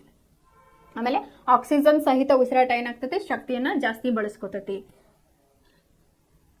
ಆಮೇಲೆ ಮನುಷ್ಯರಲ್ಲಿ ಆಕ್ಸಿಜನ್, ಕಾರ್ಬನ್ ಡೈಆಕ್ಸೈಡ್, ಆಹಾರ ಮತ್ತು ಇತರ ವಸ್ತುಗಳ ಸಾಗಾಣಿಕೆಯು ಸಾಗಾಣಿಕಾ ವ್ಯೂಹದ ಕಾರ್ಯವಾಗಿದೆ. ಸಾಗಾಣಿಕಾ ವ್ಯೂಹವು ಹೃದಯ ಮತ್ತು ರಕ್ತನಾಳಗಳನ್ನು ಒಳಗೊಂಡಿದೆ. ಇನ್ನು ನಿನ್ನೆ ಕ್ಲಾಸ್ ಒಳಗೆ ಹೃದಯದ ಬಗ್ಗೆ ತಿಳಿದುಕೊಂಡ್ವಿ ನಾವು, ಯಾವ ರೀತಿಯಾಗಿ ರಕ್ತ ಪಂಪ್ ಆಗ್ತತಿ, ವೇಸ್ಟ್ ಯಾವ ರೀತಿಯಾಗಿ ಹೋಗ್ತತಿ, ಚಲೋ ರಕ್ತ ಯಾವ ರೀತಿಯಾಗಿ ಬರ್ತೈತಿ ಒಳಗಡೆ, ಆಮೇಲೆ ಶುದ್ಧೀಕರಣ ಯಾವ ರೀತಿ ಆಗ್ತತಿ ಅಂತ ಹೇಳಿ ನಾವು ನಿನ್ನೆ ಕ್ಲಾಸಲ್ಲಿ ನೋಡಿದ್ವಿ. ಹೆಚ್ಚು ಸಂಕೀರ್ಣ ಸಸ್ಯಗಳಲ್ಲಿ ನೀರು, ಖನಿಜಗಳು, ಆಹಾರ ಮತ್ತು ಇತರ ವಸ್ತುಗಳು ಸಾಗಾಣಿಕೆಯು ವಾಹಕ ಅಂಗಾಂಶದ ಕಾರ್ಯವಾಗಿದೆ. ಇದು ಕ್ಸೈಲಮ್ ಮತ್ತು ಕ್ಲೋಯಂಗಳನ್ನು ಒಳಗೊಂಡು ಇವಕ್ಕೆ ವಾಹಕ ಅಂಗಾಂಶ ಅಂತೇಳಿ ಕರೀತಾರೆ. ಇಲ್ಲೇನಾಗ್ತೈತಿ, ನೀರು ಕ್ಸೈಲಮ್ ಮೂಲಕ ಹೋಗಕ್ಕೆ ಬರ್ತೈತಿ. ಆಮೇಲೆ ಆಹಾರ ಏನಾಗ್ತೈತಿ, ಫ್ಲೋಯಮ್ ಮೂಲಕ ಹೋಗ್ತೈತಿ. ಇವಕ್ಕೆ ವಾಹಕ ಅಂಗಾಂಶಗಳು ಅಂಥೇಳಿ ನಾವು ಕರೀತಾರ ಅಂಥೇಳಿ ಇವತ್ತಿನ ಕ್ಲಾಸ್ ಒಳಗೆ ನಾವು ನೋಡಿದ್ವಿ. ಆಮೇಲೆ ಮನುಷ್ಯರಲ್ಲಿ ವಿಲೀನ ರೂಪದ ನೈಟ್ರೋಜನ್ ತ್ಯಾಜ್ಯ ವಸ್ತುಗಳು ಮೂತ್ರ ಪಿಂಡಗಳಲ್ಲಿರುವ ನೆಫ್ರಾನ್ಗಳಿಂದ ತೆಗೆದು ಹಾಕಲ್ಪಡುತ್ತದೆ. ಅಂದರೆ ಇವತ್ತೇನು ನೋಡಿದ್ವಲ್ಲ ಕ್ಲಾಸಸ್ ಒಳಗೆ, ಅದು ಯಾವುದು ಯೂರಿನ್ ಯಾವ ರೀತಿ ನೈಟ್ರೋಜನ್ ಯುಕ್ತ ತ್ಯಾಜ್ಯಗಳು ಏನಿರ್ತೈತಲ್ಲ ಅದು ಯಾವ ರೀತಿಯಾಗಿ ನೆಫ್ರಾನ್ಗಳಲ್ಲಿ ಶೇಖರಣೆ ಆಗಿರ್ತೈತೆ, ಅದು ಯಾವ ರೀತಿಯಾಗಿ ಹೊರಗೆ ಹೋಗ್ತೈತಿ ಅಂತ ಹೇಳಿ ಇವತ್ತಿನ ಕ್ಲಾಸ್ ಒಳಗೆ ನೋಡಿದ್ವಿ. ಮತ್ತು ಸಸ್ಯಗಳು ತ್ಯಾಜ್ಯ ವಸ್ತುಗಳನ್ನು ಹೊರಹಾಕಲು ವಿವಿಧ ತಂತ್ರಗಳನ್ನು ಬಳಸುತ್ತವೆ. ಉದಾಹರಣೆಗೆ ಜೀವಕೋಶದ ರಸದಾನಿಗಳಲ್ಲಿ ಸಂಗ್ರಹವಾಗಿರಬಹುದು ಅಥವಾ ಅಂಟು ಅಥವಾ ಹಾಗೂ ರಾಳ ರೂಪದಲ್ಲಿ ವ್ಯರ್ಥ ಪದಾರ್ಥಗಳು ಉದುರುವ ಎಲೆಗಳ ಮೂಲಕ ತೆಗೆದು ಹಾಕ್ತತಿ ಅಂತ ಹೇಳಿ ಇಲ್ಲ ಈಗ ಹೇಳಿದೆ. ಏನಾಗ್ತತಿ, ಜೀವಕೋಶದ ರಸದಾನಿ ಒಳಗೆ ಏನಾಗ್ತತಿ ಅಂತಂದ್ರೆ ಅದು ವೇಸ್ಟ್ ಸಂಗ್ರಹ ಆಗ್ತತಿ. ಅವಾಗ ಎಲ್ಲಿ ಏನಾಗ್ತತಿ, ವೇಸ್ಟ್ ಇದ್ದಿದ್ದು ಈಗ ನಾರ್ಮಲ್ ಎಲ್ಲಿ ನೋಡ್ರಿ ನೀವು ಚಲೋ ಇದ್ದಿದ್ದು ಗ್ರೀನ್ ಕಲರ್ ಇರ್ತೈತಿ, ಅದು ಹಳದಿ ಏನಾಗ್ತತಲ್ಲ ಅಲ್ಲಿ ವಿಸರ್ಜನೆ ಕ್ರಿಯೆ ಅನ್ನೋದು ಮಾಡ್ತಾ ಇರ್ತೈತಿ ಅಂತ ಹೇಳಿ ಈಗ ನಾವು ಕಲಿತ್ವಿ. ಇದಿಷ್ಟು ನಾವೇನು ಮಾಡಿದ್ವಿ, ಜೀವಕ್ರಿಯೆಗಳೊಳಗೆ ಕಲಿತ್ವಿ. ಇದಿಷ್ಟು ನಾವು ಪಾಯಿಂಟ್ಸ್ ಏನು ಹೇಳಿದ್ವಲ್ಲ ಇದ್ರ ಮೇಲೇನೆ ನಿಮ್ಗೆ ಕ್ವಶನ್ಸ್ ಬರ್ತಾವೆ. ಅದನ್ನು ನೆಕ್ಸ್ಟ್ ಕ್ಲಾಸಲ್ಲಿ ಯಾವ ರೀತಿ ಕ್ವಶನ್ ಬರ್ತಾವೆ ಅದನ್ನು ಯಾವ ರೀತಿಯಾಗಿ ನಾವು ಬಿಡಿಸ್ಬೇಕು ಅಂತ ಹೇಳಿ ನಾನು ನೆಕ್ಸ್ಟ್ ಕ್ಲಾಸಸ್ಸಲ್ಲಿ ಹೇಳ್ಕೊಡ್ತೀನಿ. ಏನಾದರೂ ಡೌಟ್ಸ್ ಇತ್ತಂದ್ರೆ ನಮ್ಗೆ ಕಮೆಂಟ್ ಸೆಕ್ಷನ್ ಒಳಗೆ ಹಾಕಿದ್ರೆ ಇಂಥ ನಮ್ಮದು ಸಬ್ಜೆಕ್ಟ್ ಅರ್ಥ ಆಗಿಲ್ಲ ಅಂತ ಹೇಳಿದರೆ ನಾವು ಇನ್ನೂ ಈಸಿಯಾಗಿ ನಿಮಗೆ ಹೇಳ್ಕೊಡ್ತೀವಿ. ಧನ್ಯವಾದಗಳು.